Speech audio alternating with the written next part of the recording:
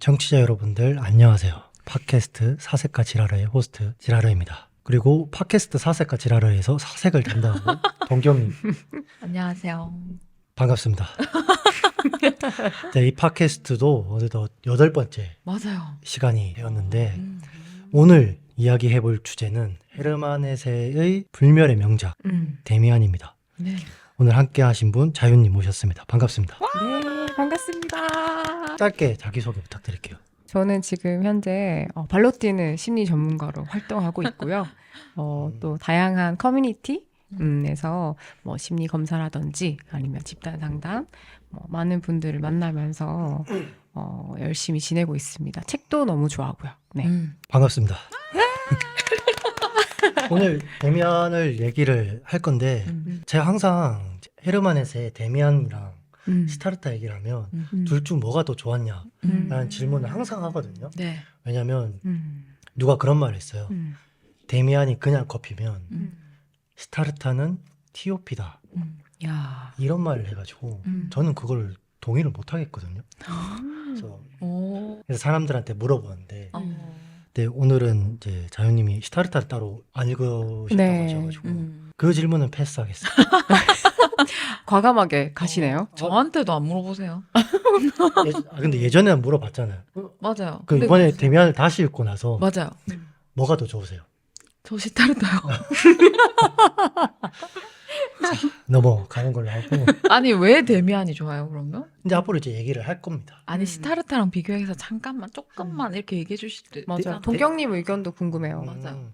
시타르타는 오로지 깨달음을 위해서 살잖아요. 네. 저는 깨달음을 위해서 살진 않아요. 어. 살다 보니 어떤 깨달음을 얻을 때가 있고 근데 시타르타처럼 저는 살진 않거든요. 네. 그리고 시타르타는 말투가 오글거려요. 맞아요. 오 고빈다요. 맞아. 뭐 이렇게 세빈칭도 되게 자기 스스로한테 많이 쓰고 그게 좀 저한테 불편해서 근데 데미안은 반대로 유년 시절에 했던 그 네. 방황들이 제가 좀 공감이 많이 돼요. 그거를 해석하는 그 내용들을 해석하는 저만의 시간들이 저한테는 되게 소중해요. 그만큼 데미안은 저한테 뜻이 있는 책이라서 오히려 전 데미안이 훨씬 더 좋았거든요. 실제로도 뭐 데미안이 더 인기가 많은 거 보면 데미안이 더 좋은 책이 아닌가. 요즘 베스트셀러에 1위가 시타르타 시타르타 안 내려오던데요? 밀리에서 어제 1위 시타르타인데요. 아이유가 데미안을 읽었다니까. 그분도 아마 시타르타 읽었을걸요? 방탄이 데미안을 사실무. 읽었다니까. 아이돌 좋아하시나 봐요. 너무 좋아하지. 그럼 동경님은 왜 시타르타가 더 좋은지 저는 궁금하네요. 아, 저도 근데 데미안을 보면서 예전에 그 고민했던 시기가 떠올랐다는 말에 크게 공감해요. 그래서 그때 그 시절의 생각이 들어서 저 이거 읽는 내내 약간 우울했어요. 물론 해석을 보면은 마지막에 되게 해피엔딩으로 깨달음을 얻었다. 뭐 이렇게 결국 본인 안에서의 갈등이 해결되었다로 엔딩이 난다고 해석을 하던데 저는 엔딩에 시타르타가 훨씬 더 마음에 들거든요. 시타르타는 모든 고생을 다 하다가 엔딩에서 정말 이렇게 열반에 오르는 듯한 그 느낌이 들어요. 그래서 데미안을 읽으면서 느꼈던 그 우울감을 해소하기 위해서 시타르타를 읽으면 딱이겠다라는 생각을 했거든요. 좋은데요? 시타르타가 훨씬 좋다고 얘기하시는 분들도 많긴 합니다. 저는 오히려 제가 데미안을 더 좋다고 얘기를 하지만 실제로 들어보면 시타르타가 더 좋았다고 하신 분들이 더 있는 것 같아요. 개인적인 경험은. 일단은 책 어떻게 읽었는지 다시 한번 얘기를 해볼까 하는데 네. 자연님 어떻게 읽으셨어요? 저는 데미안 처음 읽었을 때 좀 잊지 못해요. 그때가 이번에 다시 읽었지만은 20대 중반이었던 것 같아요. 지금 20대 중반인 줄 알았는데요. 뭐 하는 거야? 어머 아닌가 봐. 어제 읽고 오늘 또 읽으셨나 보다 그러면. 감사합니다. 동경님 사랑합니다. 네, 살짝 오글거리긴 했지만 네. 맞추도록 하겠습니다. 네. 적응하세요. 20대 중반이면 뭐 몇 시간 전이겠네요. 얼마 안 빠르게 됐네요. 적응하시네요. 아이, 그럼요. 네, 제가 동경님만큼 사랑하진 않지만 감사합니다. 그 정도로도 지아르님. 만족합니다. 네. 저는 제가 그 좀 마음이 방황할 때 이 대면 읽었던 것 같아요. 학창 시절에 읽으라 할 때는 안 읽다가 제가 캐나다에서 2년 정도 생활하고 한국에 돌아와서 이제 책 좀 읽어볼까 할 때쯤 그 데미안이 눈에 밟혀가지고 이제 집어들고 읽었는데 그때 저는 다시 이제 해외로 나갈까? 이 생각도 있었고 아니면은 이제 또 다른 세계인 한국에 다시 잘 자리를 잡아야 하나? 뭐 이런 생각도 있어가지고 엄청 고민을 많이 하던 시기였고 그때쯤에 그 방황하는 마음이 되게 그 문장 공감이 많이 됐던 것 같아요. 네. 그래서 참 좋았고 한동안 그거 가지고 있었어요. 써가지고 새는 알을 깨고 나온다. 좋은 문장이죠. 알은 세계다. 아브락시스. 네, 굉장히 또 가끔 제가 큰 결정을 해야 될 때, 또 큰 변화를 앞두고 있을 때, 그 문장들 생각하는 것 같아요. 솔직히. 그때 이후로. 이번에 읽으니까 또 굉장히 힘이 많이 되고, 용기가 많이 나더라고요. 좋았습니다. 네. 동경님 어떠셨어요? 저는 데미안 고등학교 때 읽었었거든요. 근데 희한하게 왠지 모르겠는데 저 데미안이랑 싱클레어를 여자로 생각하고 읽었어요. 그때 당시에. 우와, 특이하다. 그러니까 여자로 생각하고 읽고 그러고 한 1, 2년 뒤에 다시 한번 봤나? 뭐 이랬는데 남자길래 그때 조금 충격을 받고 근데 그럼에도 처음 읽었을 때 그 감상이 좀 오래 남아서 저는 지금까지도 의도적으로 여자 아니야 남자야 이렇게 하면서 읽었거든요. 그래서 저한테는 물론 성별의 큰 차이는 없겠지만 이렇게 인생을 방황하는 데 있어서 그래도 여자라고 생각해서 읽었을 때 훨씬 더 내가 여자니까 조금 더 가깝게 읽혔었고 확실히 예전 생각이 많이 나서 저도 청소년 고등학교 때 공부하기 싫어서 읽었거든요. 그때 문학 작품을. 모범생이네. 공부하기 싫고 책 읽고. 왜냐하면 학원에서 그 원장님이 사실은 내신 관리보다 훨씬 더 중요한 게 고전 읽기다라는 생각을 가지신 분이 내신 학원을 운영하셨었거든요. 이게 좋은 말씀이긴 한데 이게 전략적인 느낌은 아니네. 그래서 약간 지금 생각해보면 본인의 생존을 위해서 내신 학원을 차렸지만 본인 깊숙이 이제 교육에 대한 그 열정이 남아 있어서 고전문학 전집을 그 복도에 있는 책꽂이에 쫙 깔아주셨어요. 그래서 쉬는 시간에 그래서 그 학원에 컴퓨터도 2-3대 있어서 남자애들은 보통 쉬는 시간 되면 거기서 이제 게임을 했고 그러니까 게임을 하더라도 나가지 말고 학원 안에 있어라 이거였던 거예요. 그래서 저는 게임하기 싫어서 이제 책을 좀 읽었었는데 그때 데미안 읽었어서 그때 생각이 나요. 막 열심히는 하는데 100%의 노력이 도저히 안 나오는 거예요. 공부에는. 저는 한 85%? 80% 정도만 힘이 나오더라고요. 근데 딱 그 정도의 성적이 나와서 저는 만족했거든요. 근데 이제 주변에서 학원 선생님도 그렇고 집에서도 그렇고 아니 조금만 더 하면 이게 올라갈 건데 제가 딱 2등급이었거든요. 근데 조금만 더 하면 1등급인데 왜 이 조금을 안 하냐는 거예요. 근데 저는 그 조금을 넘는 게 너무 힘들었어요. 그래서 그때의 감상이 또 오랜만에 데미안 읽으면서 올라와서 우울했습니다. 반갑긴 했어요. 그때 당시에 내가 생각이 나서 반갑긴 했어요. 어떻게 읽으셨어요? 저는 10대 때는 안 읽었어요. 어렸을 때는 책을 잘 안 읽었고 한 3, 4년 전에 처음 읽었을 때 느낌은 딱 그거였어요. 뭔 말이야? 모르겠어. 데미안이 뭔 내용인지도 모르겠고 무슨 말 하고 싶은지도 잘 모르겠고 그렇게 처음 읽었는데 회사에서 제가 독서 모임을 만든 적이 있거든요. 그때 다시 읽으니까 대충 이런 느낌이구나 깨닫게 되고 그리고 나서 다른 서점에서 독서 모임 또 따로 제가 열어 주셔가지고 제가 거기서 모임장으로서 이제 하긴 했는데 그때 조금 이해도가 많이 올랐던 것 같아요. 그때는 읽으면서 저의 지난 10대의 어떤 생활, 모습, 환경들을 되새기면서 이제 해석을 하니까 책이 되게 좋더라고요. 그 데미안 특히 해외 문학은 번역하는 사람에 따라서 좀 내용이 좀 달라지고 이해도가 달라지는데 집에 데미안 책 4권 있잖아요. 3권인가 아마 그럴 거예요. 아마 번역 데미안이 어렵다고 해서 이렇게 느낌적으로 표지가 좀 가벼울 느낌 드는 그런 책들 있잖아요. 그런 책을 골라서 그때 위즈덤 하우스 출판사의 책이었는데 쉽게 읽히더라고요. 그 책의 번역가가 뒤에 해석을 해놓은 것들이 있어요. 근데 그게 출판사마다 다 해석이 다 달라요. 그 해석을 보려고 다른 출판사의 책을 산 거죠. 그래서 저희 집에 이제 데미안 책이 좀 많아요. 깜짝 놀랐어요. 음. 대면 책 4권이길래 2권 정도는 까먹고 살 수 있겠다 했는데 4권? 의도적인. 그 번역가분들의 해석을 음. 한번 탐구하고자 이제 4권이 됐죠. 그러면 네 권의 그 번역가 그리고 해설이 다른 그 네. 책들 중에서 어떤 게 베스트였어요? 정확한 내용들이 기억이 안 나요. 근데 음. 제가 처음 읽었던 위즈덤 하우스 게 이해하는데 가장 무리가 없었고 쉽고. 뒤에 해석이 가장 와닿았던 거는 음. 믿음사였던 것 같아요. 아니다. 문학 동네 책이었던 것 같아요. 이 팟캐스트 들으신 분들은 이제 대면이 어려우시면 뒤에 서점 가가지고 해석 부분만 읽고 다시 꽂아 놓으셔도 맞아. 되지 않을까 맞아. 싶습니다. 괜찮네요. 꿀팁이네요. 그럼요. 나 이제 책에 대한 감상을 이렇게 나눴고 그 1장이 딱 선악이에요.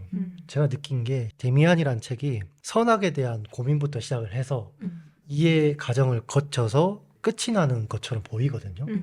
그 좀 뭔가 이 선악에 대한 집착이 좀 있었지 않았나 싱클레어가. 그러면 왜 싱클레어는 이렇게 선과 악에 집착을 했을까에 대한 얘기부터 한번 시작을 해볼까 합니다. 누가 먼저 하실래요? 저부터 할까요? 아 네, 너무 좋죠. 네. 이럴 땐 또 제가 너무 좋죠. 이런 거 좋아하는. 우선은 저는 이번에 다시 읽었을 때, 저 팟캐스트 불러주셔서 너무 감사했던 게 뭐냐면, 제가 최근에, 저는 이제 심리 공부를 계속 하는 입장으로서, 이제 본업이니까. 근데 최근에 꽂혔던 게 융이었어요.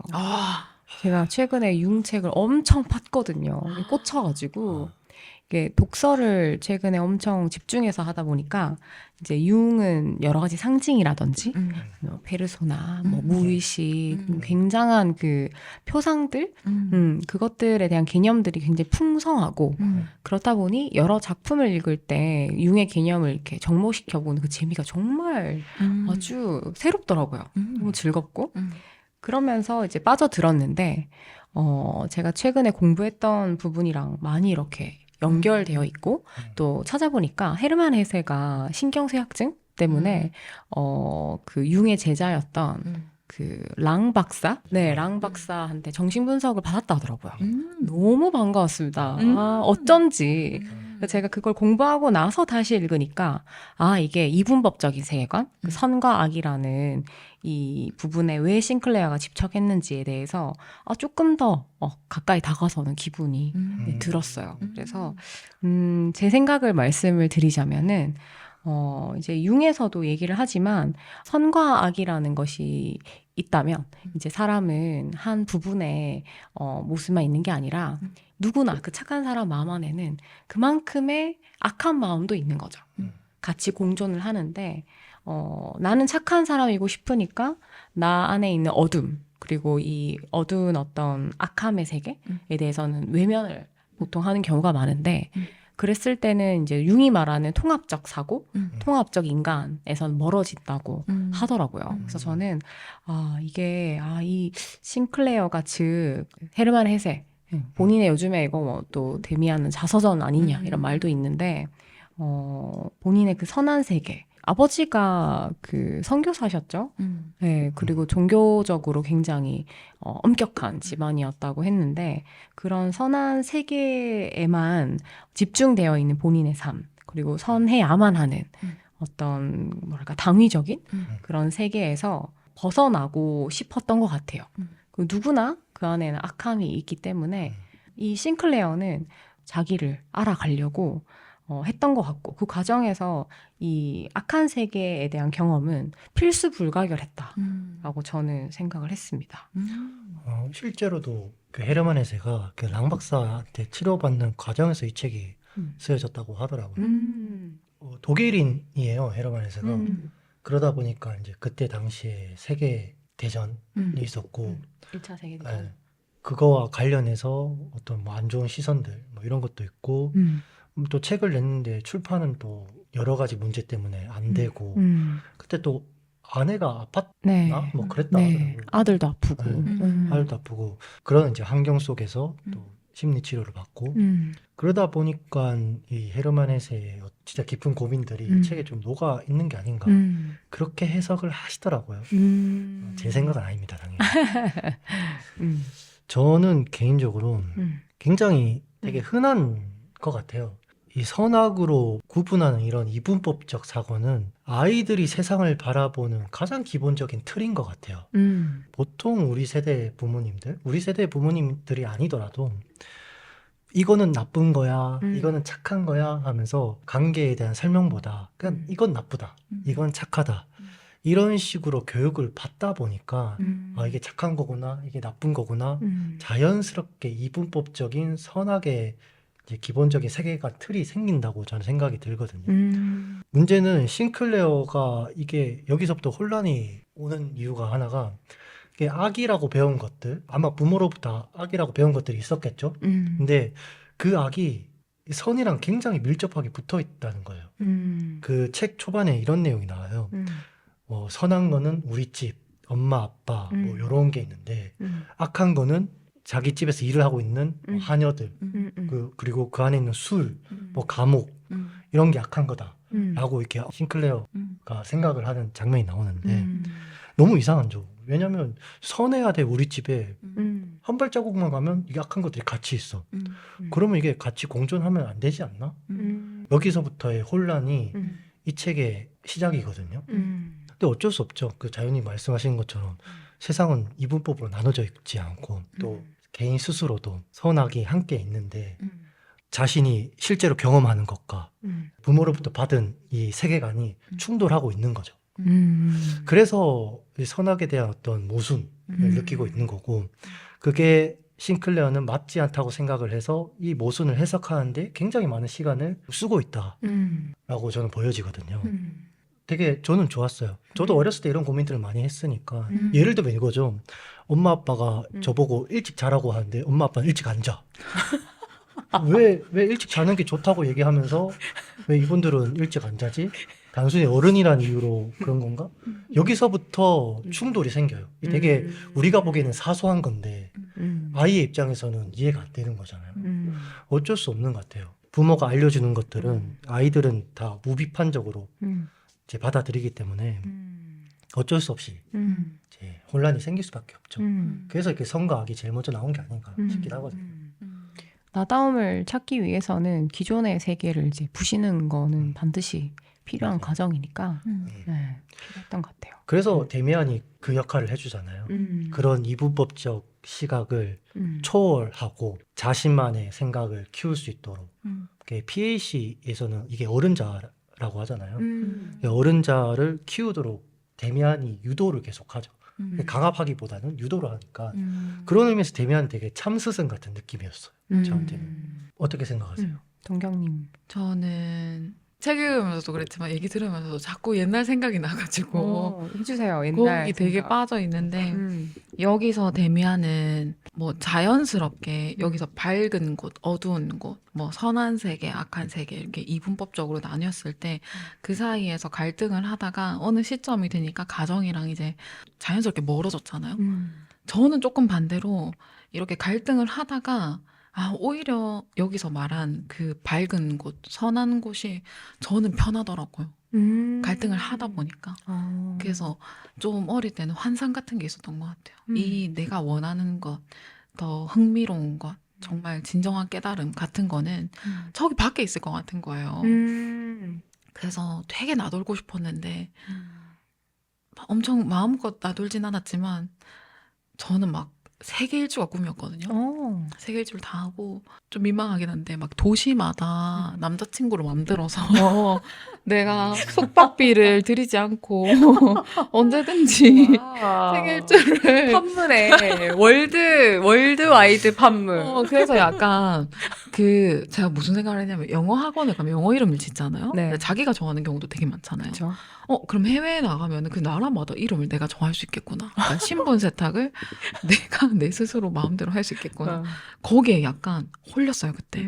이게 내가 내 자리에 있는 내가 여기서 막 뛰쳐나가고 싶었단 말이에요. 그때는 집 안이 너무 답답하고 고리타분하고 저희 집도 기독교는 아닌데 천주교거든요.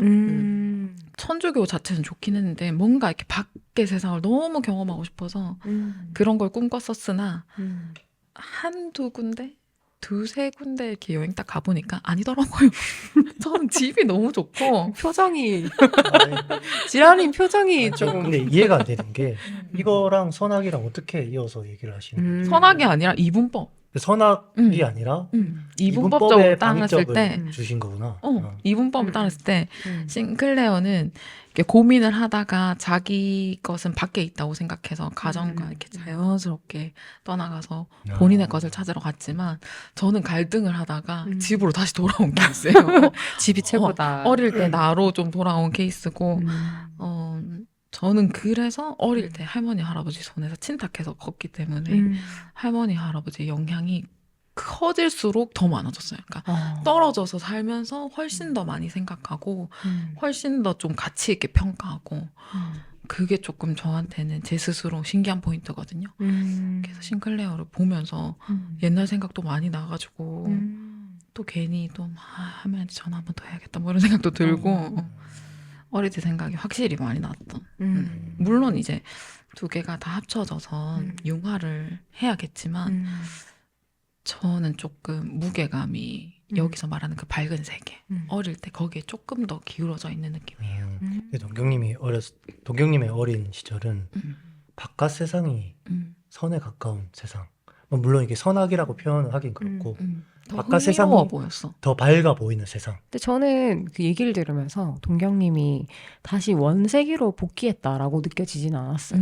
왜냐하면 이제 선한 세계에서 내가 자라왔고 하지만 나는 그 너머에 무언가가 있을 거라고 생각해서 뭐 사실 악의 세계인지 모르겠지만 그 다른 또 다른 세계로 갔다가 이런저런 경험을 한 다음에 나만의 어떤 선함을 구축하신 것 같아서 저는 그게 어떻게 보면은 다시 회귀라기보다는 나만의 어떤 뭔가를 창조해냈다? 그런 생각이 많이 드네요. 오, 너무 좋군요. 약간 들으니까 데미안에 어울릴 법한 말씀이라기보다는 시타르타에 어울릴 법한 말씀인 것 같아요. 맞아요. 그래서 저 시타르타가 더 좋아요. 시타르타도 설득됐어. 네. 자기 집에서 나가거든요. 뭔가 자기가 변하는 바가 출가해가지고. 있어서 다 떠나는. 뭐 이것저것 경험해보고 그런 게 시타르타랑 되게 잘 맞는 것 같네요. 그렇네요. 자유님이랑 또 시타르타 얘기를 하고 싶은데 제가 읽고 제가 보니까 지금 이거 정리를 제가 해야 될 것 같아요. 시타르타가 더 좋은지 데미안이 더 좋은지는 맞아. 이제 두 분이 계속 이렇게 경합을 하시는데 네. 제가 다음에 읽어와가지고 맞아. 네, 결론을 냅시다. 좋아요. 뭐 물론 책이라는 것은 다 개인적인 취향이긴 그럼요. 하지만 그래도 2대 대화를 1인지는 나가보자. 얘기해 봐야지. 어디가 인지. 어디가 인지 하지만 난 자유님 믿어. 내 쪽이라는 거를 확실히 믿어. 왜냐하면 아. 저희가 시타르타를 혜원님이랑 녹음을 했는데 혜원님도 너무 시타르타를 좋아했거든요. 그때 약간 혼자서 아니 그게 아니라 외로우셨구나. 외로웠어요. 아하. 네, 좋습니다. 아주 재밌네요. 이렇게 적용시켜서 얘기해 주시니까 쏙쏙 들어오는 것 같아요. 예전에 어렸을 때 그런 경험 있어요? 이거는 무조건 이렇게 해야 된다. 이게 옳은 일이다. 라고 이제 생각했던 일들이 있으세요? 혹시? 지금 갑자기 얘기를 해서 예를 들면 어떤 게 있을까요? 예를 들면 지라르님부터 예시를 하나 주시면. 예를 들면 제 개인적인 경험이라기보다는 착한 아이 컴플렉스를 좀 예시를 들면 괜찮을 것 같긴 해요. 아이들은 뭔가 욕망들이 많잖아요. 물론 어른들도 많은데 뭐 부수고 싶기도 하고 뛰어놀고 싶기도 하고 장난치고 싶기도 하고 그런데 부모들은 그런 것들을 원하지는 않잖아요. 그쵸. 가만히 앉아서 공부해, 잘 읽어 이런 것들을 원하니까 자기의 욕구들을 억압하고 그런 모습을 보여줘야 된다. 그게 왜냐면 옳은 거다. 왜 옳은 거냐면 엄마 아빠가 그렇게 얘기를 했기 때문에 내가 그걸 하면 엄마 아빠가 좋아하니까 그래서 이제 그거에 계속 집착하는 그런 사례들이 있잖아요. 그런 개인적인 경험들이 있을까 싶어서요. 전 얘기하시니까, 착한 아이 컴플렉스 얘기하시니까 떠오르는 게, 저는 이런 게 있어요. 저는 K 장녀거든요. 그래서 저는 알게 모르게 양보해야만 한다. 이거. 타인을 먼저 생각하는. 그러니까 동생한테는 뭔가 좋은 거 있으면 내가 먼저 양보하면 칭찬받고 예쁨 받고 하니까 강화됐겠죠. 그게 제 삶에 많이 녹아버린 것 같아요. 어느 순간 이제 지나고 보면은, 저는 이렇게 벼려서 생각하지 않으면 제가 착한 사람이라는 게 아니라 그러니까 나도 모르게 내 걸 포기하고 상대방한테 집중하고 있는 저를 발견하거든요. 근데 그게 당장은 그 사람 좋죠. 예를 들면은 이제 치킨을 시켰는데 닭다리가 있어요. 그럼 내가 먹으면 되잖아요. 근데 그 안 먹고 끝까지 기다렸다가 그 사람이 닭다리를 집을 때까지 난 저걸 먹고 싶은데 하고 가만히 있는 거죠. 근데 그거를 이제 이미 이렇게 막 같이 먹다 보면은 내 건 없어요. 결국 난 닭다리를 못 먹어. 근데 속상하죠. 근데 나중에 지나서 이제 집에 와 생각하는 거야. 아, 닭다리 먹을 걸. 근데 이게 단순히 치킨 먹을 때만 적용되는 게 아니라 삶에 있어서 중요한 결정을 할 때도 그렇게 되더라고요. 예를 들면 전 지금 대구에서 나고 자라서 지금 자리도 대구에 잡았는데 사실은 멀리 떠날 수 있는 그런 기회들이 있었던 것 같아요. 근데 전 바닷가에 살고 싶었는데 뭐 가령 예를 들면 제주도나 아니면은 뭐 부산도 좋고 뭐 인천도 좋다 그렇게 가고 싶었는데 가족들을 좀 생각해야 한다는 생각 때문에 결정적인 순간에 남았어요. 근데 그게 지금 와서는 뭐 그때 최선이었지 하지만 혹시 그때 떠났다면 어땠을까? 시타르타처럼 그랬다면은 또 다른 내가 있지 않을까? 라는 생각하는데 지금은 그런 당위에서 좀 벗어나려고 많이 노력을 조금은 자유로워진 것 같아요. 예전보다. 네. K 장녀 장남한테는 뭐 다 그런 건 아니겠지만 그런 가족을 위한 어떤 책임 또는 뭔가 나만의 길을 떠나려 하는 그 자신만의 길, 뭐 이런 이 갈림길에서 K 장녀 장남들은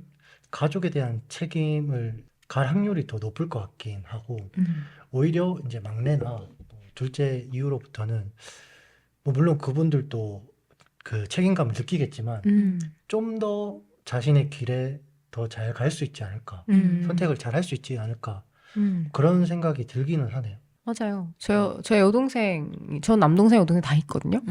근데 뭐 여동생 같은 경우에는 뭐 본인이 이게 생각하다가 나 서울 가는 게 좋을 것 같아. 그 주저 없이 가는 모습 봤을 때 굉장히 응원도 했지만 저 한편으로는. 마음속 깊이에는 부럽다. 맞아요. 그 생각했었어요. 그래서 K 장녀 장남들에게 주어진 과제가 그런 것 같아요. 그 책임감 했던 행동들에 대해 너무 억울해하지 않으면서 자신을 챙길 수 있는 그 방법을 스스로 찾아야 되는 게 그들만의 어떤 과제가 아닐까. 네. 여기 다 장녀 장남들이잖아. 이거 근데 그렇군요. 오히려 또 막내나 뭐 그분들의 입장은 전 모르니까 그들의 어떤 과제는 잘 모르겠지만 적어도 K 장남 장녀들에게는 그런 책임감을 위해서 했던 행동들의 보상 심리를 좀 건강하게 잘 풀어야 되겠다 하는 생각은 합니다. 네, 공감됩니다. 근데 저도 딱 들으면서 K 장면 딱 생각났거든요. 그래요? 한숨이 막. 저 진짜 너무 동생이랑 또 터울도 많이 나요. 6살 차이인데. 6살. 진짜. 나가도 되는 얘기인 거죠? 네, 들어라. 들어라. 들어라. 뭐 싱클레어랑 비교를 하면 어릴 때는 진짜 양보가 언니니까 양보해라. 그리고 그때만 해도 양보하는 게 되게 좋았어요. 전 제가 언니인 게 되게 좋았고 동생을 되게 좋아했어요. 근데 얘가 조금 이제 나처럼 안 크는 거예요. 이게 어릴 때는 나도 어리고 얘도 어릴 때는 좀 비슷했거든요. 비슷해 보였어. 근데 이제 크면서 성향이 아예 다른 거예요. 너무너무 달라요. 그래서 일단 첫 번째로 둘이 너무 다르다는 거를 서서히 깨달으면서 좀 충격이었고 두 번째로는 다름에도 불구하고 나는 계속 주기만 하는 사람인 거예요. 한없이 주기만 하고. 그냥 내가 발산하는 사람이었으면 주기가 조금 더 쉬웠을 것 같은데 나는 좀 안쪽으로 깊이 들어가는 걸 좋아하는 사람인데 내 거를 떼서주는 느낌이 자꾸 드는 거죠. 한참 정말 스트레스 받았을 때는 1년 동안 동생이랑 말을 안 했어요. 한 집에 살면서. 그래서 가족들도 그때까지 동생한테 받았던 모든 스트레스를, 왜냐면 가족들도 다 알았거든요. 제가 항상 양보해주고 봐주고 했던 거를. 그러다 보니까 그 1년 동안 말을 안 해도 그래 그런가 보다. 고3 때였거든요. 그래서 약간 수능 치고 나면은 좀 뭐 괜찮겠거니 이렇게 하다가 이제 또 자연스럽게 다시 친해지긴 했는데 저도 이제 직업 자체가 간호사다 보니까 퍼주는 직업이잖아요. 그것도 너무 싫은 거예요, 초반에는. 모든 여러 가지를 그러다가 지금은 퍼주는 게 좋아요. 오히려 저도 받아들였네요. 맞아요. 안주도 받고 막 심술도 부려봤거든요. 어제 독서 모임 했던 책에서 곤란한 결혼이라는 책을 읽고 제목이 아주 모임을 했거든요. 아주 재밌었는데 읽어봐야겠다. 필독서입니다. 그걸 읽고 이제 얘기를 하는데 그 중에서 제가 가장 좀 와닿았던 게 양보를 해도 된다. 양보를 미친 듯이 해서 나한테 남는 게 없어 보이지만 사실은 그렇게 해서 남는 게 내 자신이라는 거예요. 그래도 남는 게 있고 그래도 사실은 누릴 게 많고 내가 나에 대해서 생각하는 그 자존감이 조금 높아질 수 있다. 남아있는 나를 진정으로 보고 싶으면 왜 딴 섬에 가서 가는 게 아니라 지금 내가 있는 이 상황에서 내가 할 수 있는 모든 걸 다 하고 나서 남는 걸 돌아보면 진정한 자신을 찾을 수 있다라는 내용이 나왔거든요. 너무 공감했어요. 되게 자기 수용적인 어떤 말씀이셨던 것 같아요. 어쩌면 항상 거기 있었는데 내가 이거 좀 불편해 싫은 거 아니야 했지만 사실은 그게 나였던 맞아요. 그런 느낌인 것 맞아요. 같고 전 최근에 그 현명한 이타주의자라는 책을 읽었는데 거기서 이제 이타주의자가 당장은 손해 보는 것 같은데 멀리 보면 무조건 이득이라고. 맞아. 네, 무조건 승리한다. 존버하면 승리한다. 맞아. 장기 투자네. 장기 그렇죠. 같이 투자. 우상향합니다. 아, 그래서. 네. 데미안에 대한 얘기를 좀 바로 해볼까요? 일단 데미안의 카인과 아벨 이야기 다 어떻게 보셨어요? 카인과 아벨이라는 구약 성경에 나오는 이야기를 가지고 원래 정통적인 기독교적 해석이 싱클레어에게는 있었는데 데미안이 그거를 파탄시키잖아요. 그렇죠. 완전 깨부수잖아요. 그런 거 아니다. 그렇죠. 카인이 그렇게 나쁜 사람이 아니다. 카인은 강한 사람이다. 라고 하면서 알을 자꾸 건드려요. 싱클레어의 알을. 여러분들은 이제 이 장면 어떻게 보셨어요? 근데 혹시 종교 있으세요? 아니요. 없어요? 저는 종교를 가지고 싶은데 아, 일단 저는 마리아긴 해요. 저희 집이 이제 집안 종교는 천주교거든요. 영성제도 받았고 미사포도 쓰고 어머, 받아 먹을 거 다 받아 먹었는데. 없는데? 근데 저는 약간 그 눈에 보이지 않는 것을 믿는 게 되게 어려웠고 모태 신앙까지는 아니다 보니까 좀 안 받아들여졌어요. 네. 근데 그럼에도 불구하고 언젠가는 종교적인 어떤 활동을 하지 않을까? 몸이 좀 약해지고 또 내가 좀 더 받아들이는 몸이 좀 약해지고. 신을 찾고 싶어졌을 때. 하지만 저는 유신론자입니다. 네. 되게 아이러니하네요. 지라르님은 어떠세요? 저는 제 첫 종교는 군대에 있을 때고 네. 초코파이 더 많이 주는 종교가 영혼을 파셨군요. 초코파이 영혼을 팔아야 돼요. 실제로 물질적인 걸 선사를해야 진정한 종교다. 그럼 신은 포도당이에요? 그때 당시? 그때 당시에 초코파이는 진짜 말도 안 돼요. 우린 모르지. 당당률을 몰라, 난. 섭취를 못하니까 단 게 계속 먹고 싶은데 음. 하나도 입에 댈 수가 없는 거야. 초코파이 주는데 2개 주면 2개로 가고 불교는 몽쉐를 준대. 그러면 아미타불 해야 돼. 그래서 그때 언제 예수한테 갔어요? 아미타불한테 갔어요? 어디로 왔어요? 그 때에 따라 달라요. 다 가셨네. 때에 따라 저한테 좀 더 큰 이득을 주는 종교로 찾아갔죠. 그게 진정한 종교의 의미가 아닐까 싶어요. 나를 위한 종교가 진짜 종교가 아닌가. 초코파이를 주지 않는 종교는 안 돼. 안 돼. 어쨌든 너무 나갔네. 무슨 얘기하다 이 얘기. 근데 저는 방금 그 지라르님 말씀하신 게 이 싱클레어에게 필요했던 뭔가라고 생각해요.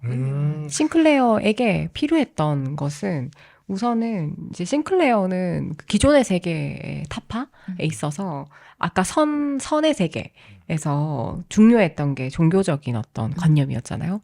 그 선의 세계에는 뭐 또 뭔가 이렇게 신에 대한 어떤 무언가도 있고 종교적인 어떤 신념 이런 것들이 있는데 사실 종교라는 게 저도 이게 예전에는 한때는 의지하고 싶었던 게 완벽할 것 같아서 거기에 의지하면 모든 답을 줄 것만 같았거든요.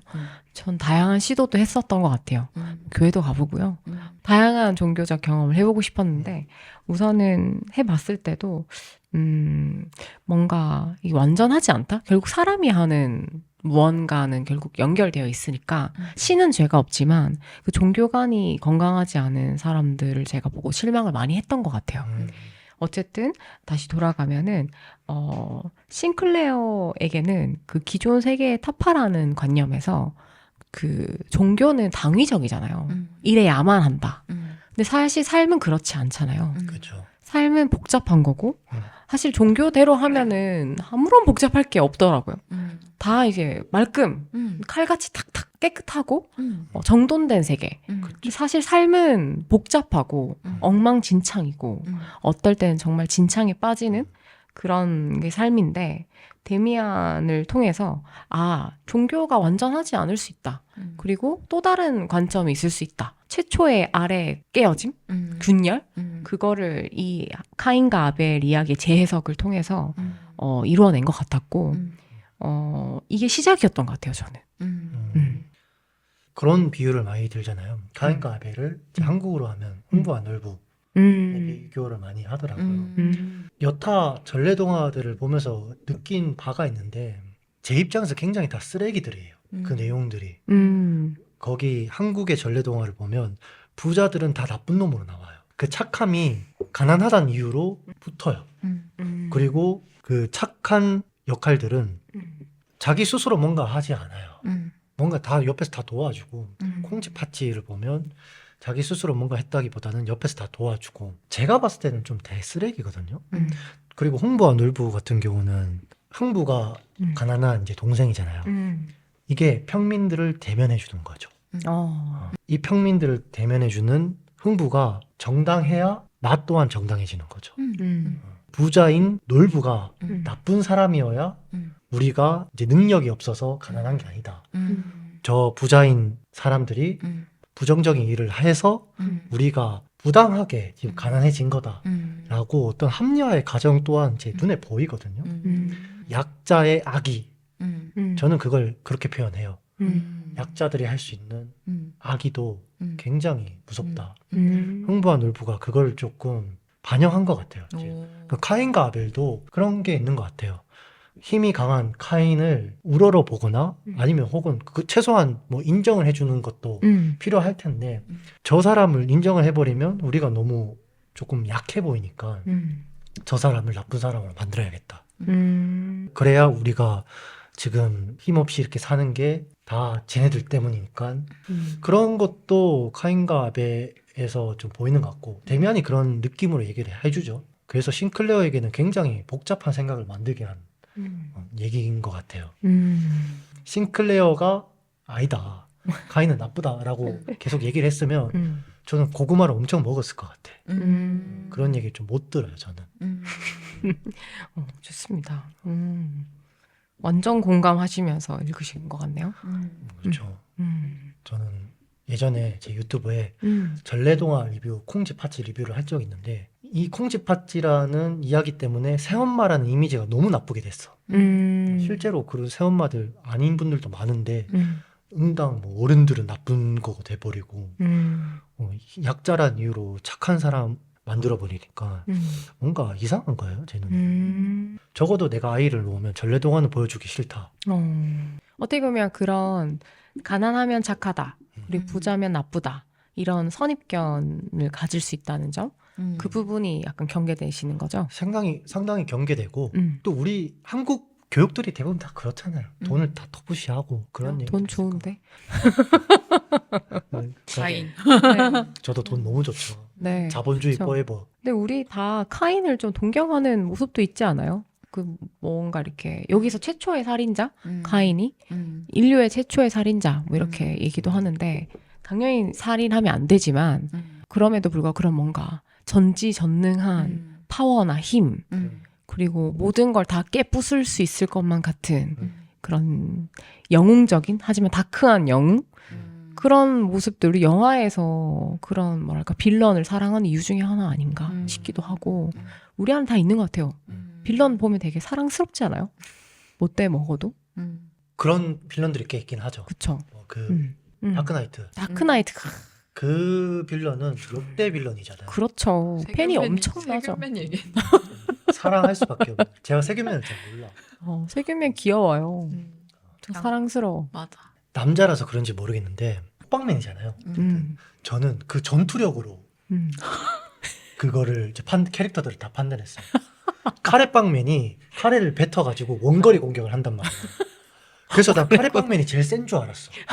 그렇게 저는 이제 캐릭터의 강함을 기준으로 그때 당시에 봤던 것 같아요. 지금 돌이켜보면.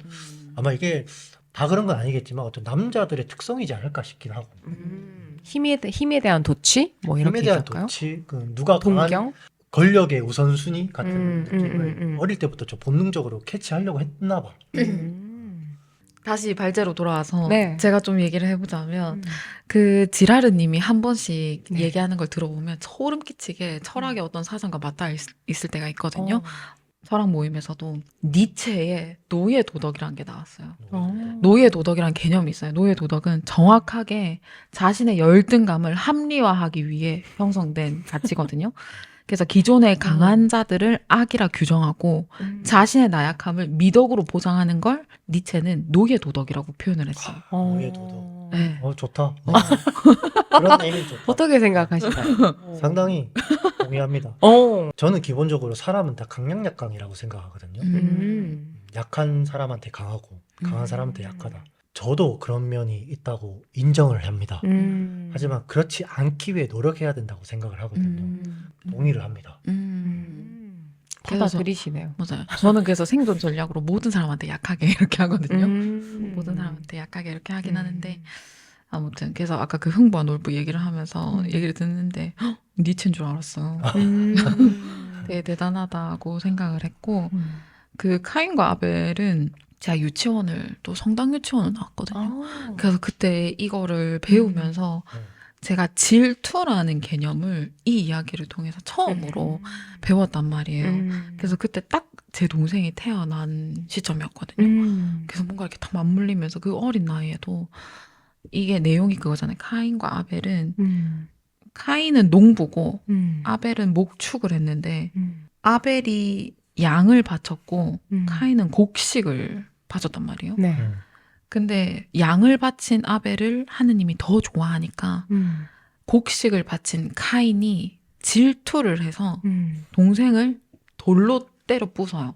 근데 그거를 돌로 때려 부숴요. 그래서 그거를 이렇게 커다란 스케치북에 그림을 딱 그린 거를 한 장씩 한 장씩 넘겨가면서 그 유치원 선생님이 하면서 이런 걸 질투라고 한다. 질투에 눈이 멀면 동생까지 해칠 수 있다. 그래서 우리는 질투를 경계해야 된다. 이렇게 딱 배웠단 말이에요. 그래서 저도 사실 데미안이 이거에 대해서 그 싱클레어가 얘기하잖아요. 그럼 동생을 죽이지 않았다는 얘기 아닐까? 죽이긴 죽였을 건데 그 카인의 표식이라는 것 자체가 저 사람이 다르다라는 표식이 아니라 특별하다는 표식이야 라고 딱 얘기를 했을 때 저도 약간 그 묘한 카타르시스가 딱 느껴졌거든요. 그래서 저도 되게 흥미롭게 읽고 비판적 읽기 수업 같은 걸 좀 듣고 싶어요. 저 너무 데미안이 멋있고 한순간 약간 싱클레어에 너무 이입을 하게 되는 순간이었어요. 그 순간이. 비판적 읽기 수업 따로 필요 없습니다. 세상에 불만 많으면 됩니다. 근데 사실 이 사람이랑 얘기하다 보면 좀 잘 되긴 하는데 여기 있네요. 에이씨 하면서 이거 이렇게 생각하는 거 아닌데 이러다가 또 싸우고 이렇게 하긴 했는데 참 신기했어요. 질투라는 감정. 맞아요. 질투가 얼마나 사람을 무섭게 하는지. 그러니까 은연중에 그래서 동생을 질투하면 안 된다가 머릿속에 있었던 것 같아요. 근데 그 되게 힘들었을 것 같은데요? 사실은 동생이 태어나서 느끼는 그 질투라는 감정은 생존 본능에 가까운 거잖아요. 살려고 사실은. 그렇긴 한데 또 다행히 저희 가족들은 질투를 좀 안 느끼게 저한테 많은 사랑을 줬거든요. 근데 그럼에도 불구하고 제가 질투를 했어요. 아까 말씀하신 것처럼. 제 동생도 서울로 헐헐 갔거든요. 그렇게 아무런 그거 없이 갈 수 있음에 부럽다 싶었어요. 가족에 대한 책임감이 없다니 부럽다. 물론 있겠지만 본인도 되게 고심해서 간 걸 알거든요. 근데 확실히 이 마음의 무게감이 나와는 다르다는 게 확연히 그렇지. 느껴지잖아요. 장녀 장남들은 느껴지니까. 그래서 제가 질투를 하면 안 된다라는 그게 그때부터 좀 시작이 됐구나라는 걸 좀 리마인딩하게 됐어요. 좋습니다. 질투. 어때요? 지라님은 질투 잘 느끼세요? 저는 그냥 사람 관계에서 질투를 예전에 좀 많이 느꼈던 것 같아요. 지금은 좀 많이 괜찮아졌는데 예전에는 저 사람이 좀만 잘 돼도 피눈물이 나고 피눈물까지. 피눈물 피땀 눈물. 새 얼간이라는 영화에 네. 그런 내용이 나와요. 친구가 잘 안 되면 눈물이 난다. 근데 친구가 잘 되면 피눈물이 난다. 굉장히 공감 명언이네. 굉장히 공감이 갔어요. 그건 다 질투와 시기에 그쵸. 나오는 이제 감정이라는 거잖아요. 근데 그거에 대한 어떤 이해가 좀 안 됐어요. 그런 또 훈련이 잘 안 됐어요. 그래서 예전에는 그런 게 있었어요. 제가 여행을 잘 못 갔거든요. 아마 그건 경제적인 문제예요. 근데 성인이 되고 돈을 벌어도 시간도 잘 없고 뭐 어디 여행을 갈래 해도 돈도 잘 없고 그러다 보니까 누가 여행을 가면 괜히 쟤는 지금 시간을 낭비하고 있다. 이런 생각을 하고 있더라고요. 지금 그런 생각 잘 안 들지만 그런 거 보면 나는 되게 질투가 많았던 사람이구나. 솔직하시다. 그거를 이제 받아들일 수 있으면 전 되게 좋은 것 같아요. 지금은 충분히 받아들여서 이제는 그렇게 느끼죠. 저 사람이 뭔가 예를 들면 지금은 그 여행에 대해서 뭐 그렇게 질투를 안 느끼지만 예를 들면 저 사람이 뭔가 정말 멋있는 해외여행 갔다. 부러운데? 라는 감정이 느껴지면 아 나도 저거를 조금 선망하는구나 라는 생각을 하고 그래도 나는 내 할 건 하긴 해야겠지 라는 생각으로 이어지긴 하더라고요. 성숙하십니다. 그래서 그런 거를 경계해야 된다. 어렸을 때 그렇게 가르쳐 줬으면 좋겠어요. 어른들이 그런 부정적인 감정들, 그런 질투를 경계해야 된다 라고 말하지 말고 그런 감정들은 자연스러운 거야. 근데 그거에 너무 자연스럽긴 하지만 좀 스스로 잘 다독여 줘야 돼 라는 식으로 누가 이렇게 알려줬으면 좀 더 일찍 제가 더 많은 생각들을 할 수 있지 않았을까. 그런 싱클레어의 방황들을 좀 더 적게 하지 않았을까. 그 시간이 그 시간을 좀 줄어들고. 그쵸. 그런 생각을 데미안을 읽으면서 좀 많이 하긴 했어요. 데미안 같은 부모가 있으면 얼마나 좋겠어요. 그러면 쉽지 정말 않죠. 베스트겠죠. 얼마나 좋겠어요. 가능할까요, 그때? 데미안도 못할걸요. 그러니까. 왜냐면 시타르타도 못했잖아요. 그런 어른들이 있으면 정말 운이 좋은 거죠. 맞아. 그거 재벌 2세보다 훨씬 더 맞아. 좋은 것 같아요. 부모 맞아요. 복은 그런 데 솟는 것 같아. 맞아요. 정신적 유산이라고 맞아. 하는 부분. 어쨌든 카인과 아벨에 대한 전통적인 해석에 대한 비판을 지금 우리가 얘기를 했지만 실제로 이 카인과 아벨에 대한 데미안의 해석은 싱클레어를 자기 스스로 자신만의 길을 찾게 해주는 어떤 시작점이라고 봐도 되지 않을까 싶긴 합니다. 네. 독서 모임 하면서 제가 되게 존경하는 멤버님 중에 한 분이 비슷한 것 같아요. 싱클레어랑. 부모님의 어떤 종교관? 모태신앙이시고, 이제 기독교 집안인데, 이게 잘 안 받아들여진다 해야 되나? 근데 너무나 독실하시니까, 이거에 대해서 이제 이해하기 위해서 책을 읽기 시작하셨다더라고요.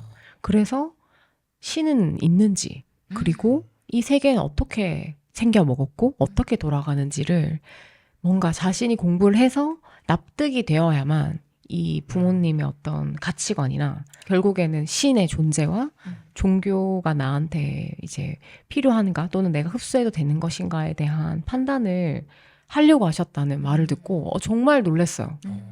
근데 굉장한 내공을 가지고 계시거든요. 근데 그 과정에서 오히려 얻는 게 많으신 것 같고 그래서 물었어요. 그래서 결론이 뭐였냐 하니까 이제 결론이 중요하지 않은 것 같대요. 그래서 제가 정말 감탄하면서 와 진짜 멋있는 분이구나 하면서 제가 기억을 하는데 이 카인과 아벨 이야기를 이번에 다시 읽을 때 그분 생각이 났고 어쩌면 싱클레어도 이렇게 뭔가 자기를 찾아가는 과정을 이제 아까 방금 지라를 말씀하신 것처럼 지라님께서 시작점을 이렇게 시작하신 게 아닐까 동감하면서 들었습니다. 그 건축가 유현준 교수 있잖아요. 네. 알뜰신잡인가 거기서 얘기를 했던 것 중에 하나가 기독교 집안이었던 걸로 기억을 해요. 그래서 어릴 때 종교를 믿고는 있는데 근데 자세히 생각해 보면 말도 안 되는 것들이 꽤 많잖아요. 유현준 교수는 그 성경책을 보면서 현실과의 괴리를 굉장히 메꾸려고 노력을 했대요. 멋있다. 그래서 자기의 아들에게 그림 성경책을 주고 싶다라고 얘기를 한 거예요. 왜냐하면 나는 그 종교와 현실 사이에서 벌어진 그 괴리를 메꾸면서 내 자아가 많이 성장했다. 그런 의미로 뭐 단순히 종교를 믿어라라는 느낌보다는 그거를 스스로 메꿔가는 과정을 주고 싶어서 자기 아들에게 그림 성경책을 주려고 했던 느낌이었어요. 야 너무 멋있는데요? 좀 멋있지 않아요? 네. 단순히 받아들이기보다는 그 과정에서 그렇죠. 나만의 해석은 뭘까? 데미안이네. 거기 있었네. 유현준 데미안. 잠깐 네. 쉬고 하겠습니다. 네. 좋습니다. 자, 팟캐스트 2부 진행을 하도록 할게요. 좋습니다. 크로모가 초반에 나오잖아요. 여러분들은 크로모 어떤 인물로 보셨는지에 대해서 한번 얘기를 좀 나눌까 합니다. 일단 크로모는 싱클레어의 어떤 어린 시절 큰 공포의 상징으로 이 소설에 나왔잖아요. 근데 왜 그랬을까? 이게 어떤 의미를 가질까, 이 소설에? 그리고 크로모는 왜 싱클레어에게 그런 좀 무서움을 줬을까? 여러 가지 얘기를 좀 나누면 재밌을 것 같긴 한데 개인적으로 저는 크로모를 지금 되게 좋아하는 사람입니다. 이 소설에서 가장 마음에 가는 인물이 크로모입니다. 가장 마음에 가요. 가장 마음에 갑니다. Why? Why? 그거는 좀 이따 얘기를 해볼게요. 가장은 좀 궁금하다. 좀 이따 얘기를 해볼게요. 그럼 제가 얘기해 볼게요. 네. 저는 좀 비슷한 상황이 있었던 게 제가 유치원 다닐 때 저희 반에서 키가 제가 제일 컸거든요. 그래서 약간 제가 그 유치원 방에서 짱이었단 말이에요.